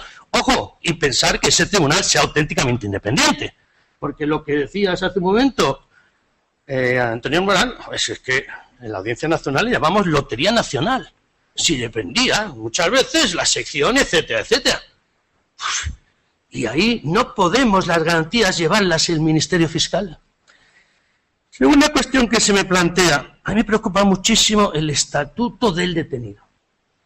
Simplemente, abogado de Madrid, conocidísimo, a las 12 de la mañana en su casa, con un montaje policial, la mujer, los hijos llorando, esposado, etcétera, detenido, televisión, etcétera. 72 horas puesto en libertad. Va al juzgado, archiva el procedimiento. Le han destrozado la vida, se cambia hasta de casa, así de veces. Detenciones televisadas, detenciones. ¿Por qué no vamos a la detención judicial? Me parece muy bien las 24 horas que se ponga a disposición del juez, pero ¿por qué? Salvo delitos flagrantes, lógicamente, no vamos a engañar. Pero ¿por qué se puede permitir que hechos de hace 10 años, que han podido hasta prescribir la policía ahora, quizás con todo respeto a la policía por motivos políticos de interés, etcétera, o por ocultar otras cosas, coge y acuerda detenciones? A las 3 menos 5 siempre. Palma de Mallorca. 3 menos 5. Telediario, las televisiones, detenido. A este señor le han destrozado la vida. Luego se le pone la libertad, pero ese es su problema. Me preocupa muchísimo la figura del detenido y por qué no cogemos y no creamos el estatuto del detenido. Yo desde que estoy en la abogacía estoy viendo cosas de personas detenidas sin motivo, sin razón y puestas en libertad, cuando precisamente podrían haber sido citados a declarar. Y si no comparece, la citación se convierte en detención. Pero la primera norma es la detención. Operación policial con 40 o 50 detenidos, todos en libertad. Pero bueno, profesionalmente, formalmente, los han destrozado. Es el gran negocio para los abogados. 40 detenidos, 40 abogados. Pero hombre, seamos serios, ¿por qué no se les ha citado? ¿Y por qué no el juez ha acordado la detención en un automotivado? Hubiera sido mucho más lógico. Tercer problema que planteo antes de entrar en tus cuestiones, la figura del imputado. Se llamará encausado. Pero actualmente el que está imputando es la policía, que te cita como imputado para un juicio de, el denunciante que te denuncia por unos hechos que pueden ser verdad, y acabas imputado. En la situación del imputado, en ocasiones imputado de por vida. Hay personas, yo conozco en el despacho, que van 20 años imputados y dicen, mejor no me negarlo. Condición ni soltero ni casado, imputado. Y eso es la situación. ¿Por qué no nos preocupamos del estatuto del imputado? Que solo un juez de instrucción pueda imputar con unos indicios, ante unos hechos, ante la existencia de un posible delito. Que haya una posibilidad de recurrir y conocer. Pero es que ahora mismo, yo por lo que estoy viendo, citación para que declare tal día, que a veces son dentro de 4 o 5 meses en condición de imputado. No sabes el motivo, no sabes qué, no hay un auto. ¿Por qué la imputación no se obliga, me da igual que se llame encausado, se obliga a que haya una resolución judicial con todos los requisitos del imputado? Hecho, calificación jurídica, indicios y resolución. Y la posibilidad de recurrir. Pero es que no saben lo que es ver que a un señor le citan dentro de 4 meses por imputado, no sabe por qué hecho, no sabe tal, y viene y te dice que me han citado aquí. Bueno, sabemos que es por imputado, lo único. Yo creo que la condición de imputado es realmente importantísima, porque se está utilizando políticamente, se está utilizando incluso en la corrupción política el imputar al oponente político, incluso para borrarle esas listas del partido, de esas listas electorales. Me preocupa también, y termino en esta breve exposición primera, el tema del tercer grado penitenciario. Saben que el único sistema, o el único donde está transferida el tema penitenciario es en Cataluña. En Cataluña el tercer grado, sabemos todo, automático. Instituciones penitenciarias se ha cedido. Aquí, en cambio, en Madrid, pues allí es el 90, aquí es el 30. ¿Por qué esa diferencia?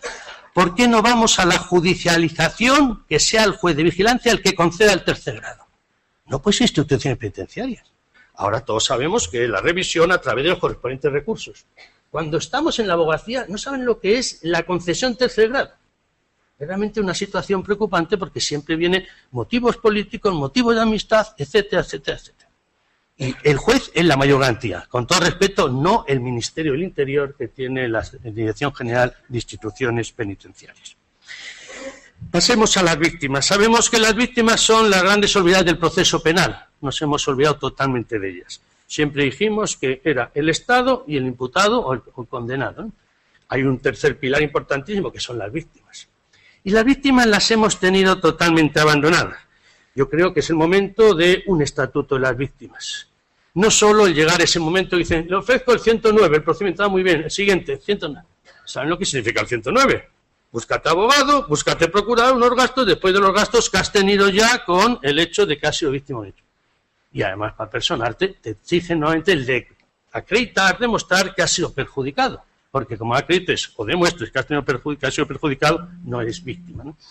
Entonces nos encontramos con una situación curiosa, que es que las víctimas tienen unas obligaciones de denunciar, declarar, comparecer, decir la verdad. ¿Y qué derechos tienen las víctimas? Pues nos dicen, tienen derecho, sí, el derecho a ser parte en el procedimiento, tienen derecho al acceso al procedimiento. Pero hombre, el 109 no es tan fácil. A ver quién se persona en un procedimiento como víctima. La señora que le ha atracado la farmacia, vamos a decirle ahora que después de atracar la farmacia, además de un insolvente, el encausado, va a coger y se va a personar, ¿no? Tienen derecho también a que se tramite la causa en totalidad, a que se celebre el juicio sin dilaciones, etcétera. Pero a la víctima, realmente, tenemos que darle una serie de garantías. Yo creo que una garantía importantísima es la asistencia letrada. Igual que el imputado, si queremos que haya una igualdad de armas acusado, imputado, víctima, tenemos que darle la misma circunstancia, que tenga la misma posibilidad de tener una asistencia letrada, un asesoramiento. Lo que es absurdo es que vemos esta pobre víctima que está totalmente abandonada y sin que nadie la pueda ayudar en ese momento. Finalmente, el tema de la acusación popular. Yo sé que la mayoría sois enormemente críticos con la acusación popular. Pero, ¿por qué no vamos a la realidad? El trabajo que han hecho en nuestro país, las acusaciones populares, es realmente impresionante. Recordemos, víctima del terrorismo, acusación popular, el tema de los GAL, la corrupción económica, tema de todos conocidos. La acusación popular, ciertamente, se quiere restringir, hemos oído, a delitos de funcionarios públicos, a corrupción, concepto de corrupción que habría que limitar, delitos electorales y aquellos intereses difusos, como nos decía el ministro señor Ruiz Gallardón. ¿Por qué no pedimos, en cambio, en vez de recortar la acusación popular, una acusación popular activa? Una acusación popular que no esté politizada, motivo para expulsarle el procedimiento, lógicamente, cuando es por motivos políticos. Una acusación popular que, lógicamente, no se le esté eliminando, exigiéndole, como se está haciendo ahora, una fianza imposible de otorgar, ¿no? Yo creo que la acusación popular hay que mantenerla, pero no solo para estos delitos, sino para todos los demás delitos, porque lógicamente el papel que han hecho es importantísimo. Y muchas veces, no critico a mis compañeros de la Fiscalía, pero muchas veces también por la inactividad de la Fiscalía, por falta de medios, falta de posibilidades, etcétera. Y yo creo que la acusación popular sería un error limitarla a 4 delitos, como hemos visto. Se nos plantea finalmente también el tema de si con esta posibilidad de este cambio de la ley, yo también en el año 76 estaba aquí y también nos hablaban de una reforma a la ley de enjuiciamiento criminal, si se van a solucionar los problemas de la justicia penal. ¿Se le puede decir a esta señora que yo esta mañana le he contado que tiene el juicio enero del 2016? Se le ha citado para enero del 2016 para el juicio oral, por una cosa. ¿Se le puede decir a esta persona que tiene el coche y que lo ha pedido que se le devuelva y el juez de instrucción ha tardado el recurso de reforma 1 año y 3 meses? Un juez de vigilancia penitenciaria 11 meses y medio para resolver una petición ante una denegación de un permiso de 3 días. La gente se espera. Aquí ven, dice usted, se entretienen, hablan del problema, pero nosotros seguimos con realmente la situación. Ustedes no van a solucionar con esto el problema de la justicia.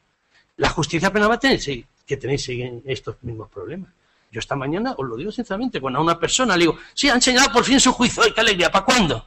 es víctima de una estafa, enero del 2016. Así. Y el otro, el vehículo suyo dicen que hay que entregarlo, ha estado en los depósitos de la policía por un error 1 año y medio. No hay vehículo ya, claro. Y eso es la realidad diaria. Y eso es lo que queremos, queridos compañeros de la comisión, que solucione la ley de enjuiciamiento criminal. Me da igual el nombre de imputado encausado, me da igual si es un proceso monitorio abreviado. Lo que queremos son soluciones prácticas que el ciudadano nos pide. Y que si no, seguiremos en la última o no en la lista de aquellos organismos que realmente que no tienen ningún sentido de ser, cuando veíamos que la policía quedaba en primera línea y las Fuerzas Armadas y al final queda la Administración de Justicia. Yo por eso, con todo respeto a los miembros de la comisión, creo que hay muchos problemas que solucionar, creo que hay el tema, insisto, imputado, el tema de los detenidos, el estatuto de detenidos y el estatuto de las víctimas, que creo que son 3 temas importantes, y sobre todo no me parece que sea el momento adecuado, sobre todo por falta incluso de medio de la propia Fiscalía. Yo conozco, como sabrá don Eduardo, fiscales jóvenes que han ingresado, que llevan 5 y 6 juzgados en Andalucía. Queremos que instruyan. ¿Pero cómo van a instruir? Si lo único que hacen es en el coche leyéndose los procedimientos que le han dado esta mañana a los juicios. ¿Cómo vamos a pensar que instruyan? Entonces, ante esa situación, yo creo que hay que ser muy cautos, hay que tener mucho cuidado, porque la ley, a mejor, más que solucionar problemas, los puede crear. Nada, muchas gracias. Muchas gracias.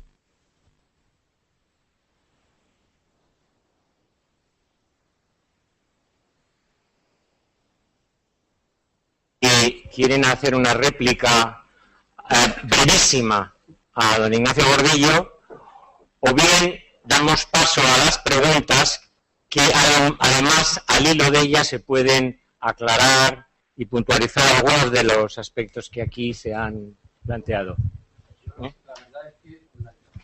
De Ignacio Gordillo, que hemos coincidido en otras ocasiones, pues me ha parecido muy lúcida y creo que de aportaciones como la suya, especialmente críticas, pues puede venir la mejora del texto. En consecuencia, yo creo que más que réplica es agradecerle su... Pues perfecto.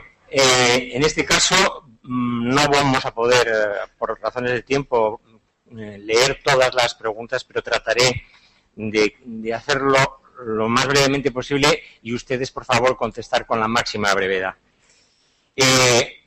Se dirige en general, pero se lo voy a formular al señor Martín Granizo. ¿Cómo se va a ejecutar este código con 2.400 fiscales, habida cuenta que también hacemos enjuiciamiento? ¿Los jueces de instrucción actuales pasarán a ser jueces de garantías? No viene firmada, sí. Decir, no puedo.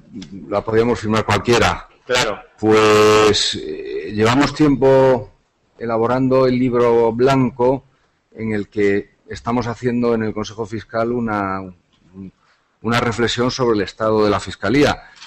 Y también hemos informado el proyecto de modificación del Código Penal, y una de las cosas que habría que, ya lo apuntaba antes, una de las medidas que habría que adoptar es eliminar la mayor parte de las faltas. En ese cometido empleamos una serie de tiempo y de esfuerzos, tanto los jueces como los fiscales, que no tiene ningún sentido. En Italia existen no llega a 2.000 fiscales y instruyen desde hace muchos años. Algunas de las reflexiones que hacía tendrían que llevarse a la práctica, es decir, este actual sistema de hipertrofia de la actuación del fiscal y procesos que no terminan nunca, no puede seguir. Es decir, no tendríamos suficiente con el doble de fiscales. Tendríamos que, una buena parte de los jueces de instrucción pasarán, imagino, a ser jueces de garantías. Teóricamente sobrarán. No sé si una de las muchas cosas que se ha hablado es la posibilidad de lo que se dice en el derecho comparado, las pasarelas entre la carrera judicial y la fiscal, reclutar a alguno de los jueces sobrantes para que, si lo quieren, ejerzan como fiscales. Pero no es un problema de número, es decir, no conozco ninguna administración que, como la nuestra, crezca desmesuradamente año tras año, sino habrá que cambiar la mentalidad, porque así no es posible y llegamos a las situaciones que nos ilustraba el letrado Gordillo. Es decir, un juicio para 2016 pues ya va a ser una justicia de muy poca calidad. Es decir, como no tengamos una respuesta rápida, será respuesta, pero no será una justicia de calidad y ni siquiera justicia en ocasiones. Gracias. El señor Marchena quiere intervenir, pero hay una pregunta también para usted y ya se la formulo. Un juez de garantías que ordena o prohíbe la práctica de diligencias de investigación material no se convierte en un juez de instrucción y curiosamente utiliza... ¿No estamos regresando a una instrucción judicial vicarial por medio del fiscal? Bien. Bueno, empiezo por la pequeña acotación que quería hacer a la primera de las preguntas. Yo creo que el éxito o el fracaso de este borrador o de este proyecto depende de muchísimas razones y de muchos factores. Pero a mí me da la impresión de que un factor absolutamente decisivo es como entendamos que lo que quiere el modelo es una sustitución del protagonismo del proceso penal, de tal manera que donde antes había un juez, ahora hay un fiscal, esto se va al garete. O sea, este modelo parte de la base de que hay otro concepto de investigación posible, un concepto que no está burocratizado, un concepto que no es el de una reproducción, en muchas ocasiones, Ignacio ha dicho algo de ello, mimética de lo que han hecho las fuerzas y cuerpos de seguridad, en otros supuestos ni siquiera reproduciendo eso. Estoy absolutamente convencido que el número actual de fiscales puede ser más que suficiente para asumir el protagonismo que le atribuye la ley. También estoy seguro que el fiscal general del Estado, al que le agradezco de corazón su presencia, dirá: ¿qué está diciendo este insensato si lo que necesitamos es más fiscales, más plantilla? Pero a mí me da la impresión, insisto, que el sistema tiene claves y factores que permiten que por lo menos el 40% de los asuntos que están llegando hoy a los tribunales no lleguen. Si conseguimos que ese 40%, y esto es una aproximación puramente intuitiva, pero yo creo que por ahí irán los tiros, puede agotarse en fórmulas de mediación, puede agotarse en fórmulas de conformidad, por procedimiento directo, en fin, por todas las alternativas que ofrece la ley, nos encontramos con que iniciaríamos una etapa, si me permiten la expresión, de desatasco procesal, que las cañerías de la Administración de Justicia quedarían mucho más limpias, para centrarnos en lo verdaderamente interesante. Dicho esto, y en cuanto a la pregunta, antes que nada diré que es una pregunta muy inteligente, es una pregunta que además coincide plenamente con un debate... Está formulada por un fiscal, ¿eh? Está formulada por un fiscal. Bueno, esta pregunta entronca con lo que está constituyendo hoy una línea, no sé si llamarle doctrinal, dogmática, pragmática, o como quieran ustedes denominarla, en la que considera que este modelo no es verdaderamente un modelo de investigación fiscal, porque el fiscal tiene un papel decisivo, pero la figura pantocrática sigue siendo la del juez de garantías, hasta el punto de que el precepto que yo antes apuntaba, que era el artículo 128, en realidad lo que va a permitir casi es una instrucción convergente, no en paralelo, pero casi convergente, con un juez de garantías al que la parte puede llamar a su puerta diciéndole: mire, es que esta diligencia no me la practican, y el juez de garantías obligándole al fiscal a que la adopte. Yo creo que la opción fundamental por el modelo que establece el sistema es una opción, en mi opinión, más garantista, porque no podemos volver a la etapa anterior a la de los pactos de la Moncloa, en la que el derecho de defensa por la práctica judicial y el entendimiento erróneo de la ley de enjuiciamiento criminal casi se iniciaba en el momento del procesamiento. Esto era así. Y la intervención de la defensa llegaba justo cuando se formulaba lo que era un acto conclusivo de la instrucción. Entonces, esto, desde mi punto de vista, hoy en día no se sostiene. Una instrucción, no digo ya, en fin, impregnada de principio de contradicción, pero una instrucción o una investigación unidireccional, con un imputado encausado, o como queramos llamarle, absolutamente resignado procesalmente, y con una acusación particular, que todo aquello que quiere practicar encuentra el muro del Ministerio Fiscal, en mi opinión, dibuja un escenario que, lejos de ser un avance, es un retroceso. Entonces, yo creo que esta indefinición del modelo que inteligentemente apunta quien ha formulado la pregunta, creo que es el tributo que hay que pagar para que muchas de las críticas que se están formulando, porque la llave de la investigación penal la va a tener exclusivamente el Ministerio Fiscal, permita que, siendo eso cierto, no se fomenten actuaciones o situaciones patológicas en las que esa llave pueda ser utilizado para abrir o cerrar puertas que igual ni debieran estar abiertas ni debieran estar cerradas. Entonces, estoy de acuerdo con la pregunta que se formula, éramos muy conscientes de ello, de hecho el anteproyecto del ministro Camaño, que en algunos aspectos es encomiable, se acomodaba más a ese modelo. Había una investigación por el Ministerio Fiscal casi sin solución de continuidad y una vez concluida, las partes llamaban al juez de garantías para decir, oiga, que se nos ha olvidado esto y esto.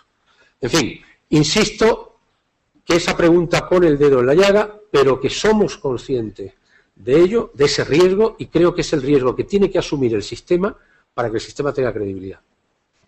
Gracias. Otro de los asistentes dice: felicito a los ponentes por sus intervenciones e incido en el aspecto del control de los tiempos, aludido por don Fernando Grande Marlasca, al que dirige la pregunta.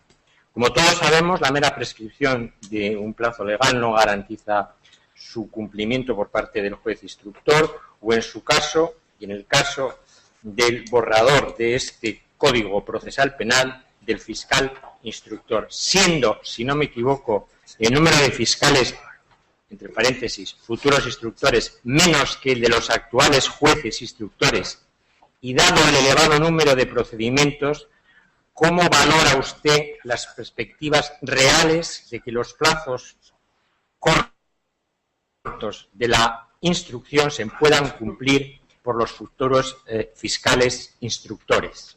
En definitiva, un escepticismo muy alto sobre el control de los tiempos. Yo creo que hay que partir de dos cuestiones en esa pregunta, que es una pregunta realmente interesante. Es decir, primero, si es necesario o era necesario fijar en el borrador un plazo para las instrucciones, es decir, un plazo de investigación que evidentemente no pueda sobrepasarse o superarse. Y me parece algo incuestionable, y yo creo que es una realidad que todos teníamos presentes, que incluso investigaciones por la propia naturaleza de una investigación, de conocimiento del hecho, de captación de vestigios, de la prueba, etcétera.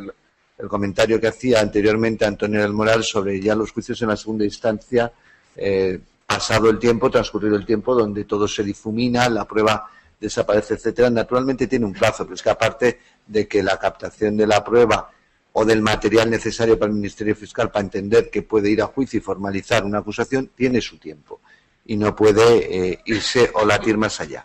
Y por eso creo que aparte es importante, aparte de la finalidad concreta de que impartir justicia, lo que hemos dicho, no solo es impartir justicia de calidad, realizar justicia en calidad, sino también en tiempo. En ese sentido, porque si no también desaparece ya, como decimos, por así decirlo, la preocupación social ante la vulneración de un bien jurídico digno de protección penal. Creo que los plazos que están establecidos son plazos más que razonables. Es un plazo general de 6 meses. También tengamos en cuenta, como decía Manuel, en ese sentido, que un alto porcentaje de las causas penales pues no tienen una entidad o complejidad. Cuando hablamos de los plazos estamos haciendo mención, o yo creo que hacemos referencia, o nuestra memoria nos trae a colación las macrocausas que llevan o conllevan realmente unos esfuerzos ímprobos por parte actualmente de los jueces de instrucción, de los fiscales, etcétera. Pero hemos de tener en cuenta que el 90%, por dar un porcentaje, yo creo que no tienen esa complejidad. Y luego hay un plazo ya que puede llegar por prórroga hasta los 36 meses, si no me equivoco, en aquellas investigaciones relativas al crimen organizado, donde haya que hacer una investigación que se vea involucradas actuaciones en el extranjero, etcétera. Es decir, que la propia entidad o gravedad de los propios hechos objeto de imputación ya conllevan un plazo de hasta 36 meses. Siempre vuelvo a decir que el juez de garantías acuerda. Si va a ser posible o no, Con los actuales realmente no he hecho ese estudio, con lo cual sería realmente temerario hacer una contestación real o cierta sobre ese extremo. Pero yo creo que tenemos, también es cierto que nos mueve un poco el miedo, el temor ante un cambio sustancial.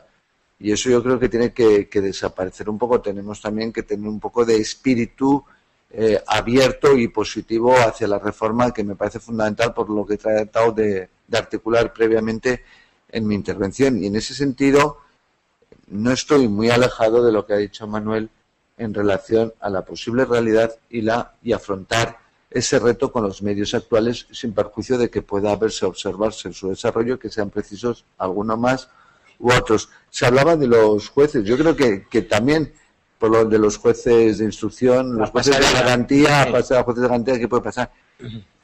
Las competencias que el borrador establece para los jueces de garantía son competencias importantes si se quieren llevar. Quiero decir, también ahí es el problema de lo que hablaba la pregunta anterior de esa instrucción vicarial. Es decir, son competencias realmente que no sé, que por ejemplo no sobrarán, pero no van a sobrar tantos como entendamos.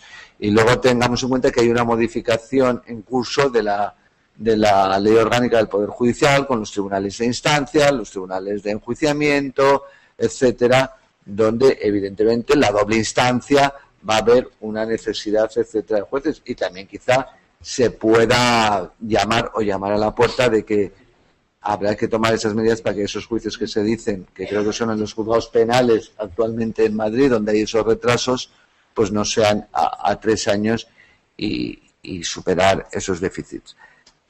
A ver, yo no estoy diciendo que vaya a ser una tarea fácil, sencilla, etcétera, pero que todos sabemos, llevamos muchos años, la mayoría de los que estamos aquí, que causas complejas hay unas cuantas objeto de investigación y de instrucción. Es lo que decía también Antonio, que recuerda cuando decía el recurso de casación por infracción de ley. Cuando digan que el robo con fuerza es el escalamiento, pues ya no va a ir la gente. No es lo mismo, pero quiero decir que hay investigaciones, instrucciones, donde realmente son sota, caballo y rey, y quizá los mecanismos de conformidad, sobreseimiento por conjugación del principio de oportunidad, etcétera, suspensiones de los procedimientos por otras medidas, puedan ayudar en ese sentido también a descongestionar la carga actual. Me van a perdonar, pero solamente puedo ya formular 3 preguntas, porque si no me convertiré en un moderador desastroso. Les ruego disculpen a los que vean que no he podido atender sus cuestiones. 3 preguntas y les rogaría brevedad. Al señor del Moral, ¿qué tipo de sanción se va a imponer a los medios de comunicación que no atiendan el requerimiento del juez sobre el cese en la difusión de una determinada información relativa a un procedimiento judicial? Sí, María, esperaba esta pregunta. No sé de quién es. Vamos a ver, como está previsto en la ley, hoy día no existe sanción. El artículo 417 del Código Penal castiga la revelación del sumario declarado secreto, que es algo que jamás se puede revelar, porque está declarado secreto, no lo conoce nadie, nada más que el juez y el fiscal. Por lo tanto, tendrá que ser o el juez o el fiscal. Eso hay una que es fruto, a ver si consigo abrir, porque ya me estoy yendo, es fruto de ese desajuste entre lo que dice la ley y lo que impone la práctica. Yo pienso que, en principio, a la persona, en concreto, a la que se le haya dicho, mire, no puede usted contar esto al profesional, al tal, que se ha dicho expresamente, mire, que se sepan las partes, que sobre esta comparecencia, nada. Y eso, honestamente, me parece que será necesario una vez de cada 1000, de cada 2000, no creo que suceda más veces. No cuenten nada. A esa persona que se le ha dicho y que se demuestra que tal, me parece que eso merecería un tipo especial, un tipo de revelación de secretos. No creo que la desobediencia, que sería el mecanismo que hay actualmente por comparación de penas, sea la solución. Me parece que tiene que ser un tipo parecido a la revelación de secretos del 417, a la revelación de secretos de particulares, a tal, que tiene unas penas, en algunos casos, de multa. Yo creo que hay también otra pena. Me parece que eso exige contemplar especialmente. A un medio que se hace con eso, nada. a un medio al cual, y me parece que eso es un arma que tiene que tener, insisto, con mucha accesibilidad, que tiene que tener, o sea, que un tribunal hoy día esté celebrando un juicio y está anunciando un programa de televisión donde van a comparecer todos los testigos que van a ir el día siguiente, donde están opinando, donde tal, y que un tribunal hoy día no pueda hacer nada, porque no puede hacer nada, me parece que ese tribunal sí que tiene que tener una herramienta para esos casos en que eso, no siempre que haya un juicio paralelo, sino cuando compruebe que eso está lesionando la justicia, tiene que tener una herramienta que sea decir, mire, programa, esto, a usted le digo directamente que esto no se emite esta noche. Y si se hace eso, me parece que el emitirlo sí que podría ser lo mismo, una revelación de secretos y por tanto que podría ser susceptible de ese nuevo ajuste del Código Penal. Tal y como está el Código Penal, me parece que si esto entrase en vigor, no se podía, por comparación, por proporcionalidad, no se podía decir que eso es desobediencia. Me parece, honestamente, que no, porque lo mismo que no es desobediencia no comparecer ante la citación judicial, porque hay un tipo específico que dice que no comparezca a la citación judicial en causa compreso y provoque la suspensión, será castigado con una pena de multa y tal. Por tanto, cuando no compareces sin causa compreso, no es desobediencia, no es nada, es atípico. Me parece que en esto se puede hacer el mismo juego. Perdón por la extensión. No, a don Ignacio Gordillo, de mi cosecha, le planteo la pregunta, pero de mi cosecha, al amparo del artículo 132, un juez podría decretar, por ejemplo, el secuestro de una publicación, es decir, sale una portada en la primera página, se podría decretar una suspensión. Pregunta del auditorio, que puede responder perfectamente usted. ¿Está de acuerdo con este cese de difusión de informaciones cuando sí lo estime oportuno el fiscal, el juez? ¿Cree que una responsabilidad penal contra los medios es ir demasiado lejos para evitar los juicios paralelos? Sí, que se puede, sí, que se aconseja, no, indudablemente intervenir un medio, volveríamos otra vez a una especie de censura, ¿no? Que creo que ninguno somos partidarios, ¿no? Hay otros medios, indudablemente. Yo recuerdo un juez hace poco, alguien le protestó porque había divulgado el secreto. Y dijo, es que somos 272 personas los posibles divulgadores. Funcionarios de la policía, del juzgado, fiscal, etcétera. Él calculaba 200. Y aquí estaríamos en el mismo problema, claro. Es que la divulgación no es esa señora que sale en la televisión. Hay tanta gente que puede estar divulgando. Y yo, sanciones administrativas, sí, pero el llegar a un secuestro, a una intervención judicial de un medio de comunicación, la verdad es que no lo aconsejo. Al revés, sería ya motivo para que estuvieran todo el día en la televisión y los medios de comunicación, ¿no? Yo creo que ahí hay que esperar que el mismo medio se autorregule y sepa realmente dónde está en la colaboración con la justicia, ¿no? Y una última pregunta, que en este caso tiene que ser para el que fue presidente de la Comisión Institucional, el señor Marchena, y que yo creo que tiene un gran sentido. Todas la tienen, pero esta porque aborda un tema nuevo que quizás no hemos tratado. Sin perjuicio de que cualquier reforma que añada garantías deba ser bienvenida, alguna de los ponentes tiene o no entiendo muy bien la letra, o ha solicitado información de una evaluación económica sobre el coste de la reforma. En definitiva, ¿cuánto va a costar este cambio? ¿Cuántos millones de euros serán necesarios? No tengo ninguna duda de que cuando este proyecto o este borrador se convierta en proyecto, pues indudablemente tendrá que tener el estudio económico necesario para saber cuál es el coste de su implantación. Claro, desde la perspectiva nuestra, de la que asumimos la tarea de realizar este trabajo, por cierto, quiero aprovechar para dar las gracias de forma especial pues a todos los que fuimos miembros de esa comisión, algunos de ellos están aquí, y se lo agradezco de corazón porque fue un trabajo, por lo menos para mí, muy fructífero y en el que pude aprender prácticamente cada tarde. Esa memoria económica tiene que existir, pero claro, nosotros en lo que hemos asumido es el papel de expertos en soluciones jurídicas. Desde lo que es la perspectiva de la traducción contable, presupuestaria, hombre, lo que hemos buscado por encima de todo es no ser insensatos y no recurrir a fórmulas que sabemos que, bien por su coste, bien por las dificultades objetivas de su implantación, pues prácticamente harían inviable el modelo. Pero yo vuelvo a decir que, sin perjuicio de que toda inyección económica presupuestaria en el ámbito de la justicia pues tiene que ser bienvenida, a mí me da la impresión de que este proceso no es un proceso de derroche, no es un proceso de crisis, es un proceso en el que, sin perjuicio de toda una tarea que tendría que asumir el Ministerio Fiscal, la Fiscalía General de Estado, de preparación, de transformación de actitudes, de mentalidades, de formación jurídica, etcétera, etcétera, a mí me da la impresión de que la puesta en marcha de este modelo lo que haría sería ahorrar muchísimo coste económico desde la perspectiva de la existencia de numerosos procesos que esta mañana se han celebrado en Plaza Castilla y que estoy absolutamente convencido que con este modelo no habría sido necesario celebrar. Muy bien, señores, hemos llegado a las 8 de la tarde. Muchísimas gracias a todos los intervinientes en la mesa. Gracias a ustedes por la atención que han prestado, por las preguntas que han formulado.